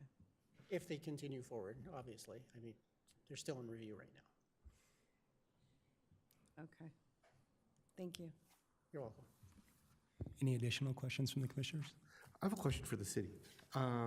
This sounds very positive that 18% is dedicated to park and open space versus 3% the LDC requires. Would you happen to know just some sample numbers from other communities around there, Reunion? What's typical? Unfortunately, I do not have those figures. However, I can do some research this week and next week and have those that data sent to you, and I will certainly, staff will certainly include that with the city council packet. It'd be nice to know, just to be able to put a number with, the way the neighborhood actually looks for a few in the area, like comparables. I have another question too. I'm sorry. If they start to do construction on the buildings that are going to be there, where are the construction trucks and equipment going to be coming from? Because it seems to me right now they either have to come over from Chambers or Sable, which is going to cause issues with traffic and people that live there. That is correct, and unfortunately, any development, any maintenance in general often causes traffic concerns or causes traffic issues. But at the end of the day, once a project is built out, there will be additional parks, a school site, and more connectivity. So in the future, traffic concerns aren't as big of an issue because there will be different routes and avenues that any user of public right-of-way can take to avoid traffic if this property is developed. Okay, so I'm asking when they start to develop the property, where are the big dump trucks and other trucks that are going to be going to the property? Where are they going to be coming from? Are they going to be coming down Sable? Sable and Chambers are the only access streets to that property. So the residents that live next to Chambers and in Foxton Village are going to be exposed to all these trucks coming in and out of their dump trucks and the dirt and all of the disruption that the construction causes. So that's what I wanted to know. Are they going to be coming down Sable? Or are they going to be coming down Chambers in order to access that property for development? At this point in time, the only two options are Chambers and Sable. When staff does get to the point where we're looking at the construction of the property, staff can work with the developer to mitigate any concerns, put out additional safety measures. But unfortunately, right now, Chambers and Sable are the only means to access the property. Can I just address that too? We don't have a phasing plan. We're not sure what the format of construction will be at this time. Right now, we're just talking about the zoning. So unfortunately, we don't have that. We don't know what their plan is, where they're going to start, where it's going to come in. That's going to be something that goes through the process as we go through the subdivision plats, the development plan. And then we will also be taking a look at that for sure as to traffic and then where construction traffic's going, road closures, those kind of things are definitely all part of the conversation. So have they started the process in order to develop the land, or are they just getting to the zoning? Because they did a public comment 2 years ago at the school, and at that point, they already had the plat map developed and where everything was going to go. So do they have anything that is started as far as the subdivision and going through the city? There are no other formal submittals besides this PUD zoning, Okay. annexation zoning, the annexation itself, and the NIGID inclusion application. Okay, thank you.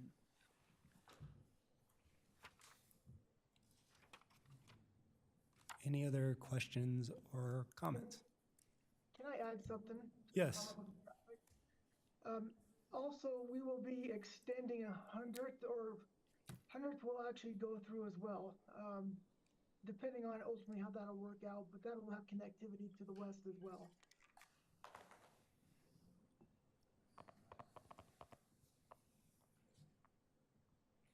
So you essentially have 3 points of access. 100th from the west, Sable on the north side, and then Chambers on the west or the east side. And we'll be happy to work with staff to determine what makes the most sense in the phasing of the project to reduce the conflicts within the community.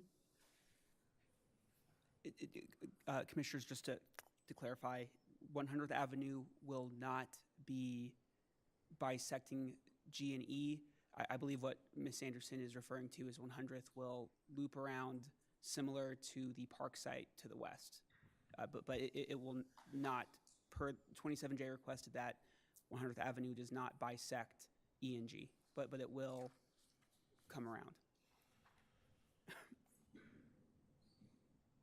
Thank you. Any additional questions or comments?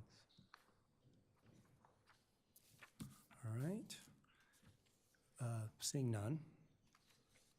And thank you, Mr. Chavez and Ms. Anderson, for your time in answering all of the questions. So do any members of the public wish to provide comments on this case? Yes, Chair, I would please. like to also note for the record that there have been those electronic submissions that were all provided to you, and those will be included in the administrative record moving forward. Thank you very much. Yes. I'm sorry, I've never done this before. Oh, no worries. Please state your name My and name is address Lori. for the record.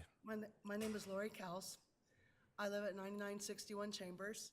So my house in the backyard faces, my backyard faces west on Chambers. So the traffic, it's only a 2-lane road. Traffic is already tremendously heavy there. Fast cars, even though it's only 40 miles, people are going fast all times of day. So if we're building up here, where is all this traffic control? I understand Sable's an issue as well. I apologize, but I don't live on Sable, so that doesn't directly affect me. But I'm really concerned. And then there's no stoplight, because if you come out on 99th, there's no stoplight, nothing, just a stop sign. It's hard to get on Chambers Road, going either direction to get to 96. And like she asked about the traffic and for the construction, those trucks are going to be going down Chambers Road. And with all the traffic that's already on for both subdivisions, and people that go on 96 to get up to the Buffalo Run, that's my concern.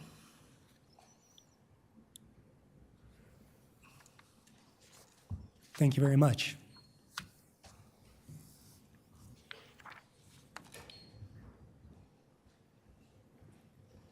Thank you for your time. My name's Ray Mortensen. I live in Harvest Meadows. And my concern is when they open up that top road on 102nd there, it ends at Fraser Street. So the only way to get out, you have to go down Fraser Street and through the neighborhood to get through. So you're going to increase traffic tremendously going through the neighborhood. Now there's 2 ways going down Fraser by the park and making a left to get out, or going into the neighborhood around and going out. There's no other way straight out. In that neighborhood, and you brought up a good point on crime, if you check the statistics, right now, that neighborhood's had no crime for the past several months. Matter of fact, almost a year. Across the street to the east of us, to the west of us, and north of us, you'll see it in the crime statistics from the city every week, okay? We don't have it there, okay? Crime is a concern for me as a resident there. We have 1 grocery store. My wife won't even go to the store at nights now.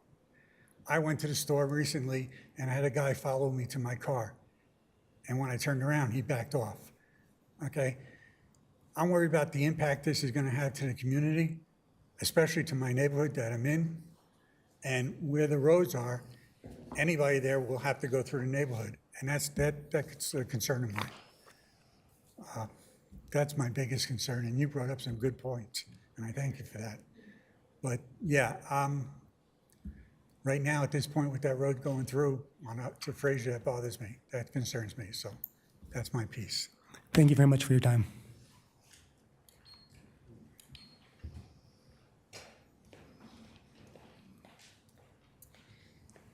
Hi, I'm Tabitha Martinez. I live at 10071 Altura, so it's the very last row that backs up to C. And so my concern is, like this gentleman, there's just that one road, so we could have people going down Altura or straight through the neighborhood to get out.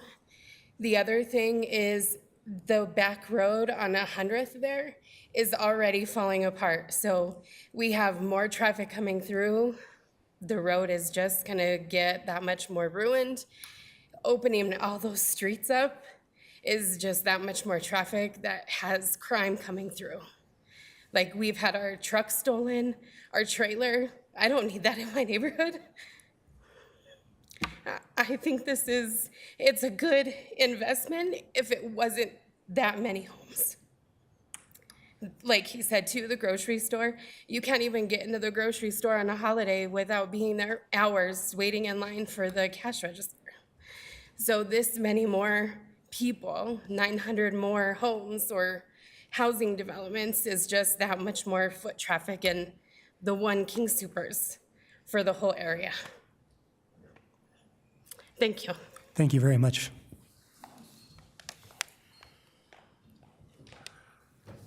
Hi there.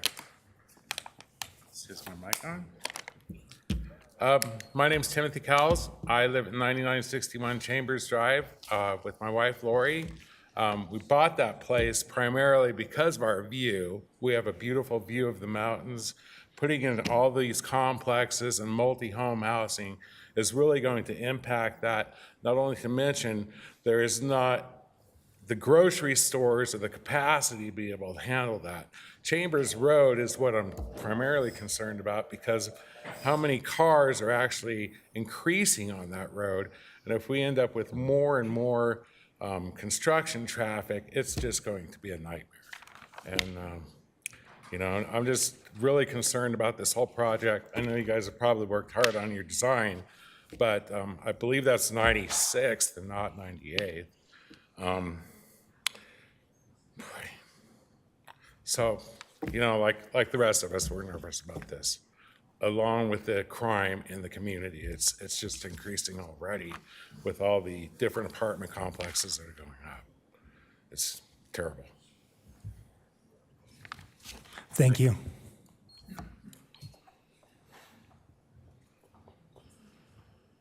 Any additional comments? It's the slit on the side. Thanks, Bill. It's just directly in the I have a question. If we're, I don't know, point of order, what are we up to right now? Sorry, go ahead. Okay, thanks. What is the city's case, or how would the city respond to the concerns about roadway capacity? So capacity, that sounds like one big issue that's being raised. There's other ones, but just that one narrowly of capacity of Chambers and these other places to get people in and out. Is that like in the packet somewhere maybe, or? Staff will defer to engineering. One moment, please. Okay, thanks. Can you repeat your question? Sure. Just capacity of Chambers and Sable, et cetera, to be able to move people in and out was raised as a concern from a lot of people. So does the city have an answer to that? Sorry.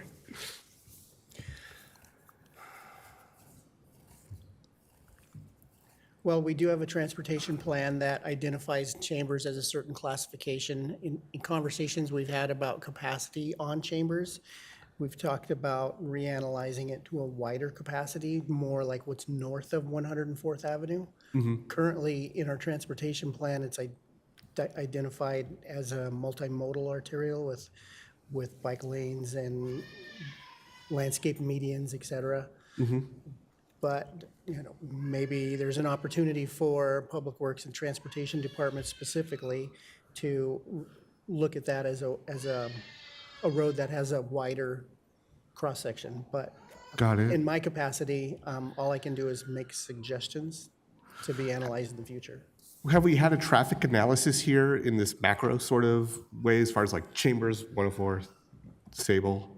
Well, there is a traffic study associated with this. There is, This okay. proposal, yes. Okay, thank you. I appreciate it. Thank you.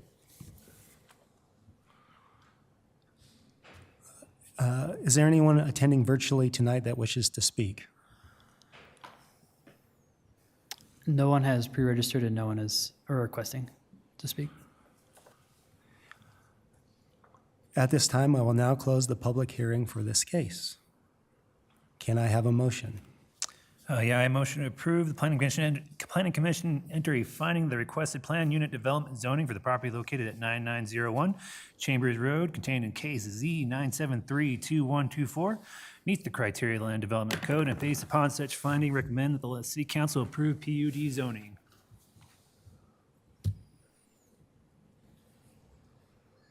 Is there a second?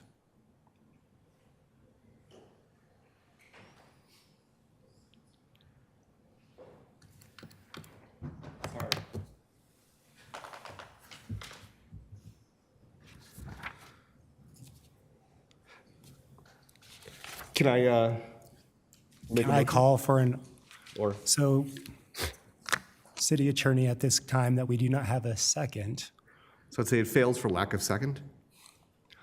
Yeah. do I need to call for another motion, or what is our mechanism to move forward? Yeah, so Commissioner Hoskins' motion failed. Without a second, you can't vote on it. So is there another motion? Yes, I'd like to make a motion. I move the Planning Commission continue the public hearing of the requested plan unit development zoning for the property located at 9901 Chambers Road, contained in case Z 973-2124, to the next regularly scheduled Planning Commission hearing. And I'm doing that just because of the amount of controversy, and also there's more information that I would like. And I do live somewhat near this, and sorry, I'm going to wrap this up in 20 seconds. I do live somewhat near this, and crime has become a growing concern in the area. And I believe that the way we handle this can help set up a good foundation for lowering crime rates and into the future.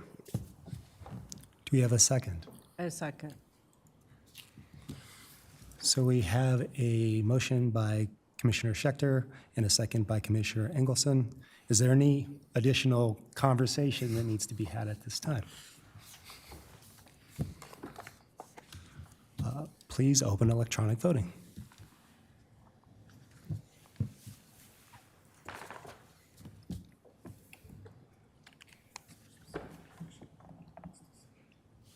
The motion passes 4 yeses, 0 noes, 0 abstain.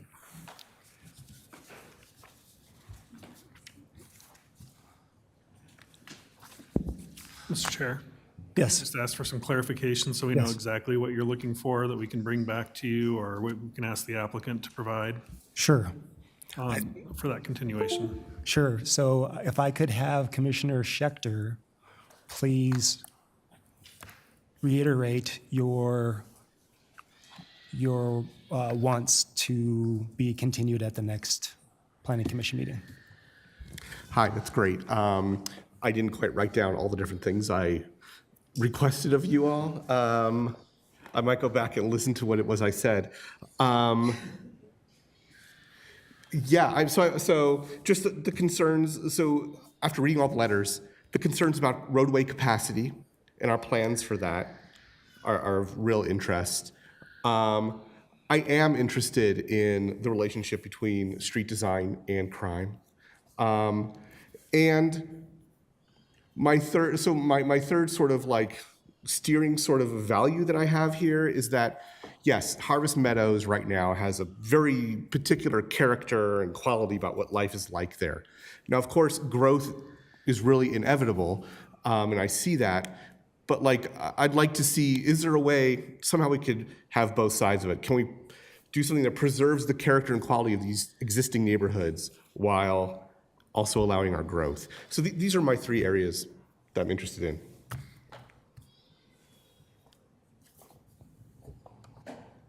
Mr. Gerber, is that sufficient? Yes, thank you so much. And happy 4th. Thank you. Thank you very much. I appreciate it. And thank you to the engineer for letting me put him on the spot like that. I really wasn't setting out to do anything like that. All right. Up next, the commission will now open the final public hearing for the evening. I ask the city attorney to announce the last presentation.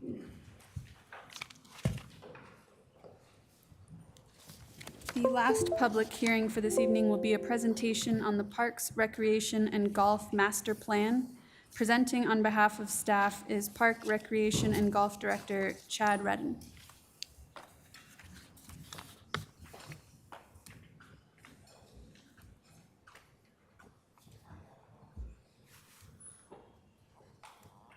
Good evening. We'll wait for the presentation to come up here. Good to see you again. Good to see you guys again, too. Glad I was here to answer your question.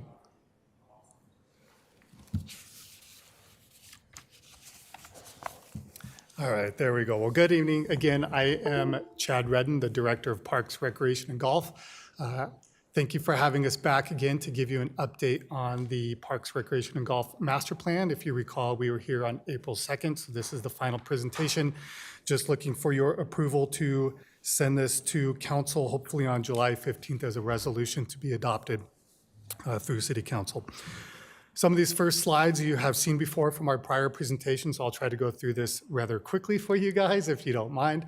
What we have here is just our public engagement and the process that we did. With that, we had information gathering, our findings and visioning. Through the finding and visionings, that was feedback from staff, residents, council, boards, and commissions. And then we went to a draft recommendation, and that's when we came to you guys on April 2nd with that draft recommendation. We are now sitting in the final plan, and then again, hoping to go to implementation July 15th with City Council. This is just showing our, this is just showing where our community engagement took place in the city. We had 12 locations, and you can see those with the little chevron yellow arrows pointed where we had. And most important to note on this slide is that we had almost 62,000 points of contact with people through our community engagement. This is just showing our boundaries of north and south areas and where our parks lie within the city with the green shaded area. Our level of services that we have, just looking at through the master plan, the equity gaps that we have, walkability. It is important to note, and you see on the bottom there that we have about 92% of our residents are within walking distance of outdoor recreation opportunities. But then the question that we ask certainly is, are those the right opportunities? And those are questions that we asked through our master plan questions that we had in our points of contact.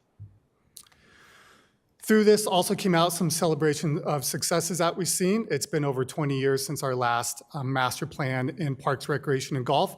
We do have professional quality of staff that have graduated with Parks and Recreation degrees. We do maintain quality of excellence of our recreation centers and parks. We do provide diversity of programs, inclusivity of all of our programs that we offer. We have the 2 recreation centers of Eagle Point and Bison Ridge. We also have the outdoor water park in Paradise Island and approximately 20 plus parks within our system. The key matrix, this was provided to you at the April 2nd. This is really just talking about the opportunities that we have. We'll talk about this more when we talk about our goals that we have in future slides here. This just talks about opportunities that we have to improve and then the priority of goals that we have forthcoming to us.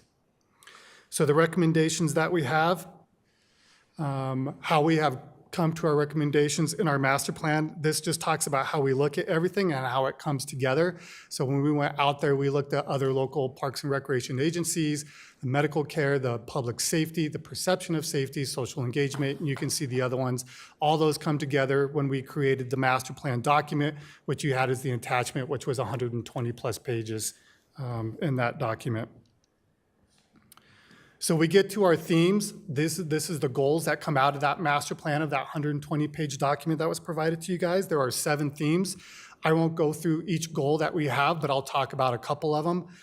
The first one that we have here in our very first theme is to have diverse range of parks and recreation services. So some of those are certainly adding services where possible over the next 10 years, focusing on additional spaces, and then adding some park rangers, dedicated city resources, and things like that that fall into that first theme. Our second theme is financial sustainability. So that is just ensuring that we are reviewing fees on an annual basis. Within that fee is also looking at scholarship programs, reduction programs, and things like that, so that we're affordable to our residents, and that's affordable to all of our residents within the city, whether we're talking the core city, the north city, making sure that we have those, that we're producing grants that we're looking for grants, and that we're creating partnerships with other entities in the city as well to help provide programs and services for residents. Our third theme is additional programs and certainly spaces to hold those programs, right, as we continue to grow. So some of the things that we would look at in our master plan is expanding aquatics in the north, whether that be an additional lap lane pool at Bison Ridge, a splash pad up north, or an outdoor pool up north, and then additional expansion of Bison Ridge so that we can have additional space for summer camps and things like that. Add a coordinator to expand for cultural events, and then certainly look at a focus for Latino and Indigenous history in our programs and offerings, which is something that we're currently looking at right now as well. Continuing just with theme 3, certainly some things that we heard was adding pickleball courts where necessary, certainly some outdoor courts. We have indoor courts right now at Bison Ridge, but looking at adding outdoor, continuing our partnerships with Rocky Mountain Arsenal, adding some potentially partnered classes and spaces that we don't own, continue to partner with the library district and community relations, and you can see some other ones we have in there that go along with theme 3. Theme 4 is capital projects. Those would be things looking to expand turf space. Certainly, the more parks that we have, and natural turf becomes water-wise, and we want to be water-wise and as we add more parks, so looking at turf space. Again, adding on to urban renewal areas, looking at visual art spaces. Amphitheater spaces is one thing that we heard of. Again, you see on there additional pickleball courts, additional shade structures in our open space corridors, such as Second Creek Open Space. We just added some additional space along the perimeter trail that goes along the arsenal. Those were just installed earlier this spring. And then certainly looking at adding additional dog parks as well. And you can see some other things that fall into capital projects in theme 4. Another part that comes into theme 4 is connectivity. Certainly looking at our connectivity, how we better connect through neighborhoods to get to things like our recreation centers and parks. That will be more part of the transportation plan, which is starting here soon with the city, a new transportation plan. So a lot of that will come to play in that transportation plan. But we do recognize it in our master plan, and Parks, Recreation, and Golf will be a part of that transportation plan as it starts here with the city. Theme 5 is the Buffalo Run Golf Course and the Bison Grill. Certainly looking at that is the addition of open public spaces and to highlight the restaurant, marketing the golf course specifically, and then just continuing to add programs at our golf course for youth and adults. Theme 6 is just communication with our community, and that again is looking at how we market social media, our brochure that we have with our communication team that we get the word out to our residents and new residents that come along into the city, adding a dedicated staff person to Parks, Recreation, and Golf. We currently do not have a social media or marketing person within our department. As the city grows and as the Parks, Recreation, and Golf department grows, that is something that we need as a dedicated marketing person. And then certainly looking at how we market in both English and Spanish. Our brochure is in English and Spanish currently, but just continuing that education for ourselves and for our residents. Theme 7 comes along with just being staffing and high-performing team. Again, we talked about it falls into a couple categories, adding additional park rangers to our service, adding a community well-being navigator, which helps with the homeless population in the city, following up with our maintenance plan, making sure that Public Works has the adequate staff to maintain our parks and our recreation facilities.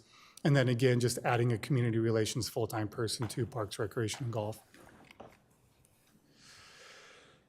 With that, we also talk about the proposed schedule. As I spoke earlier, we were here April 2nd and received comments from you guys, made those corrections into the draft, which is now in that 120-page document. We did a council study session on May 13th and reviewed the same document with them at that time that we reviewed with you on April 2nd. We are now here on July 2nd, reviewing our final plan and then hoping to go to council on July 15th for final adoption. And that is the presentation, as quick as I could go for you guys. Thank you, Mr. Redden. Are there any questions from the commissioners? I do. There's a Parks and Golf Committee, right? For the city, a subcommittee? Say that again? There is a Parks and Golf Committee, correct, right? Advisory committee, Advisory correct. committee. Yes, and they have been an integral part through this whole process. Did they actually vote on this and actually have a vote in their committee or not? Correct. They voted to bring it forward, and then through the city charter, we have to get approval from the planning commission to send it forward Okay. to city council. But Okay, yes, so they approved it and they're correct. okay with it? Yes, they have approved it. Okay. And then is pickleball really going to be that big of a thing in the future? Oh, absolutely, yes, without a doubt. It is not going away. All right. Any other questions? Yeah, I do. Excuse me. So I see that it seems like a fairly core concept is equity, DEI, adopting an equity lens. I see that used a lot, but I don't really understand exactly what is meant. It doesn't sound very concrete to me. I'm looking for like concrete sort of things that can be implemented. I don't know, would you be able to define that, what that means here? So I think when we talk about DEI inside our programs and services and facilities that we offer, I think that's ever changing. And I think it's important to keep that a little bit open-ended when we talk about that within our programs and services. But I think when we talk about that within our services, it's making sure that we offer programs that are open to everybody, that everyone has an opportunity to take our programs, whether that's through scholarship or through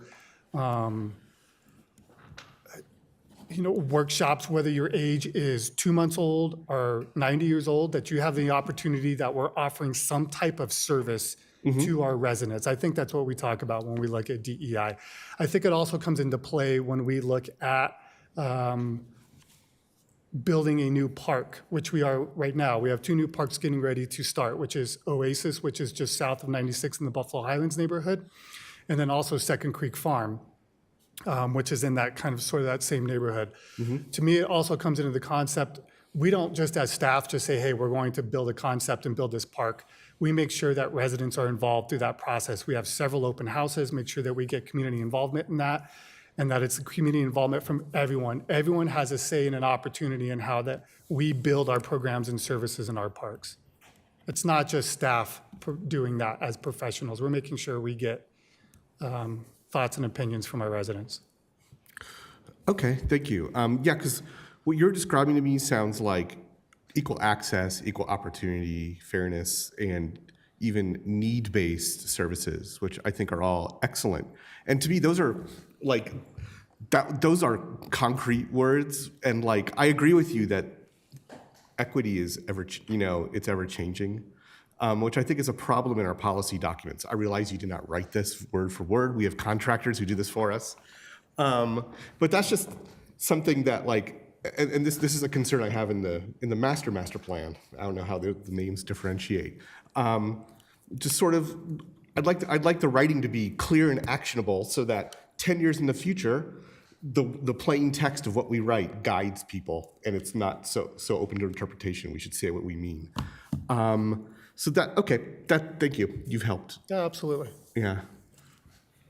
Any additional questions? Do any members of the public wish to provide comments on this case? Seeing none. Is there anyone attending virtually tonight who wishes to speak? No one has pre-registered and no one is requesting to speak. Thank you. At this time, I will now close the public hearing for this case. I would like to make a motion to adopt the Parks Master Plan. Can I have a second?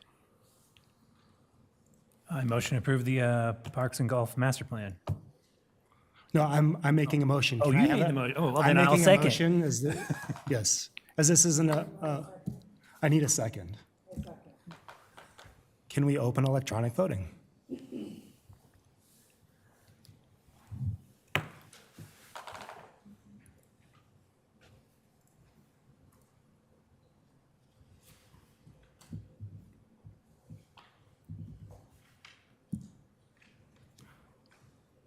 The results are 3 yeses, 1 no. The motion passes. Thank you. We appreciate it.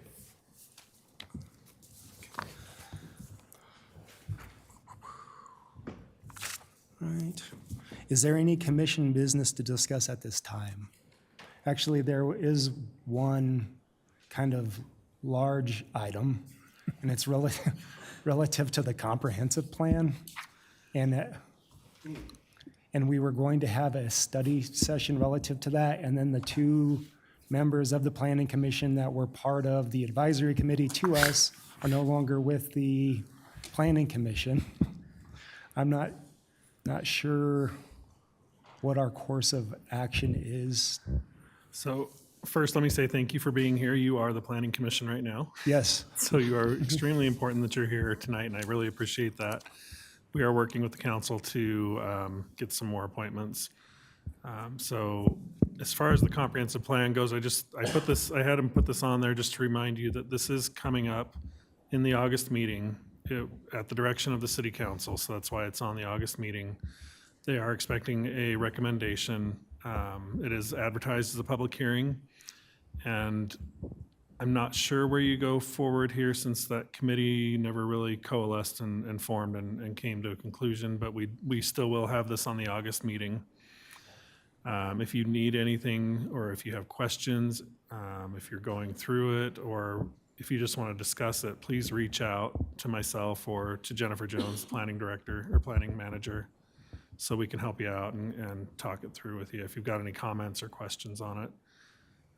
But again, Because I think the big concern, it was, from my recollection and what we've heard previously, is that there were comments made by previous commissioners, one who is currently the mayor, and other members that have since left, that they felt that their comments weren't addressed or included into the document.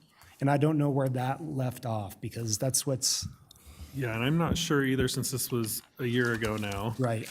I don't have any written comments or anything to change from the draft from back then. So if you're aware of anything, or if you've got something you'd like us to take a look at, we'll definitely take a look at it.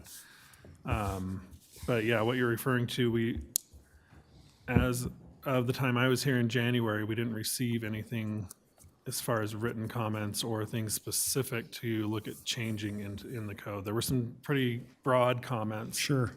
But nothing specific in the plan to actually change or adapt to, so. So there could be two paths forward to this, is that we would schedule a study session to review potential comments, or we could reconcile our own comments and provide them to you at some point ahead of our meeting, our next scheduled meeting. I'm not sure what would the best path forward would be.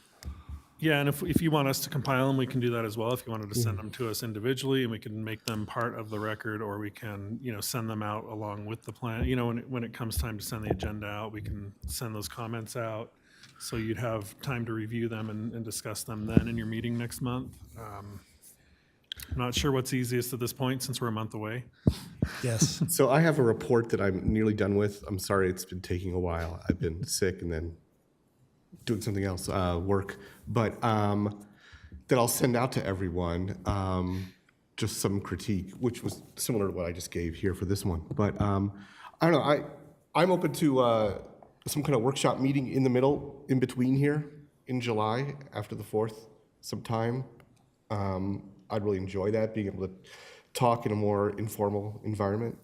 Or we can just do email. We can meet 2 of us at a time and not violate open meetings laws. I don't know. Those are the options I see. How do the other 2 of you feel about a study session here in the next 2 weeks just to discuss this? Actually, I think it's a great idea. Let's just have a Since session. you're new, to give you time. Been so long since we talked about the comprehensive plan, and they dragged it on and on and on, when they were supposed to get the information and then provide it to us, that now, Right. I don't even remember what happened. That was, like he So said, a year ago. I think just in the fairness to the city council, in the fairness and timeliness of the comprehensive plan, it makes sense to schedule a study session for ourselves to discuss it. So changes could be made ahead of the meeting, our regular August meeting, because that's what we discussed last time, and we were kicking the can on this action to this meeting to discuss. So I propose that we have a study session. I don't know when that would be, or what everybody's availability is for that. Okay, so I can speak to room availability before we get too far down the path. So we have 2108, the conference room across the hall, has a little bit more availability than this room itself. Looks like the 10th, 11th, or 17th would be available dates in the next 2 weeks. Great, thank you. I think that room would be nice. It's more intimate atmosphere. And this is I feel like I'm glad y'all are on board. This is our job. It's actually in Colorado statute. This is what the Planning Commission is supposed to do, is we're responsible for this comprehensive plan. So it'd be really cool for us to know it's in it and really just be able to talk about it. And yeah, those 3 dates work for me. Oh, what days of the week are those dates? 10th, 11th, or 17th? Yeah, so they're Wednesday, Thursday, Wednesday. Okay, yeah, those all work for me then. I would propose the 17th. The 17th works for me. 17th is fine with me. Great. Sounds like the 17th is what we got. Okay, so the 17th for a study session only, correct? Yes. Correct. To discuss the comprehensive plan. Thank you. Like that? And is it just going to be us four then? That we're Us, studying the us comprehensive and plan? city, I don't know who from would it just be us? I guess, is it that for, So the city will still broadcast the meeting on its YouTube channels. okay, And be available for public viewing, but as far as staff, it'll be pretty minimal. And okay. As far, the question I do have is you're typically bound by the 6 p.m. start time. Is that still the best time for everybody? Are we doing the 17th at 6, or is it alternate time being proposed as well? I believe 6 p.m. work for you, Deb? Yeah, that would be I fine. believe 6 p.m. We're proposing 6 p.m. on the 17th. Thank you. Would it be impertinent to see if any members of city council could be invited to come and join us? Oh, that's a cool idea.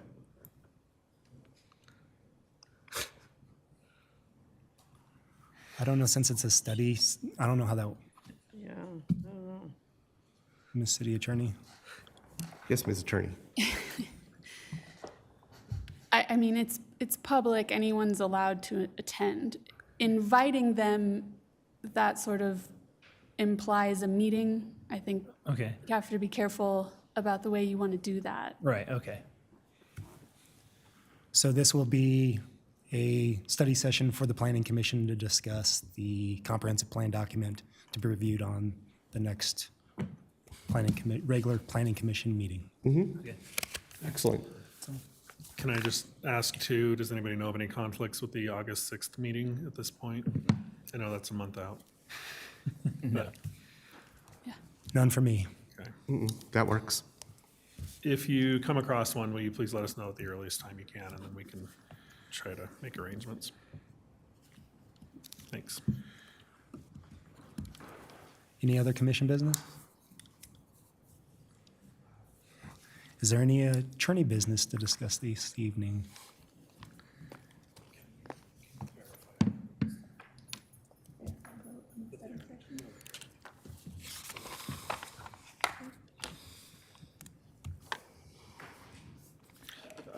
Oh, sorry. It seems we'd like to verify a vote, please, Chair. We just wanted to make sure, Commissioner Schechter, that you meant to vote no on the parks. I did. Okay, Thanks. just double checking, thank you. I have no other concerns. I do have one question just for the attorney, city attorney. Just in our interim status, as I am vice chair, and we only have one acting lead for this committee, and there is the four of us.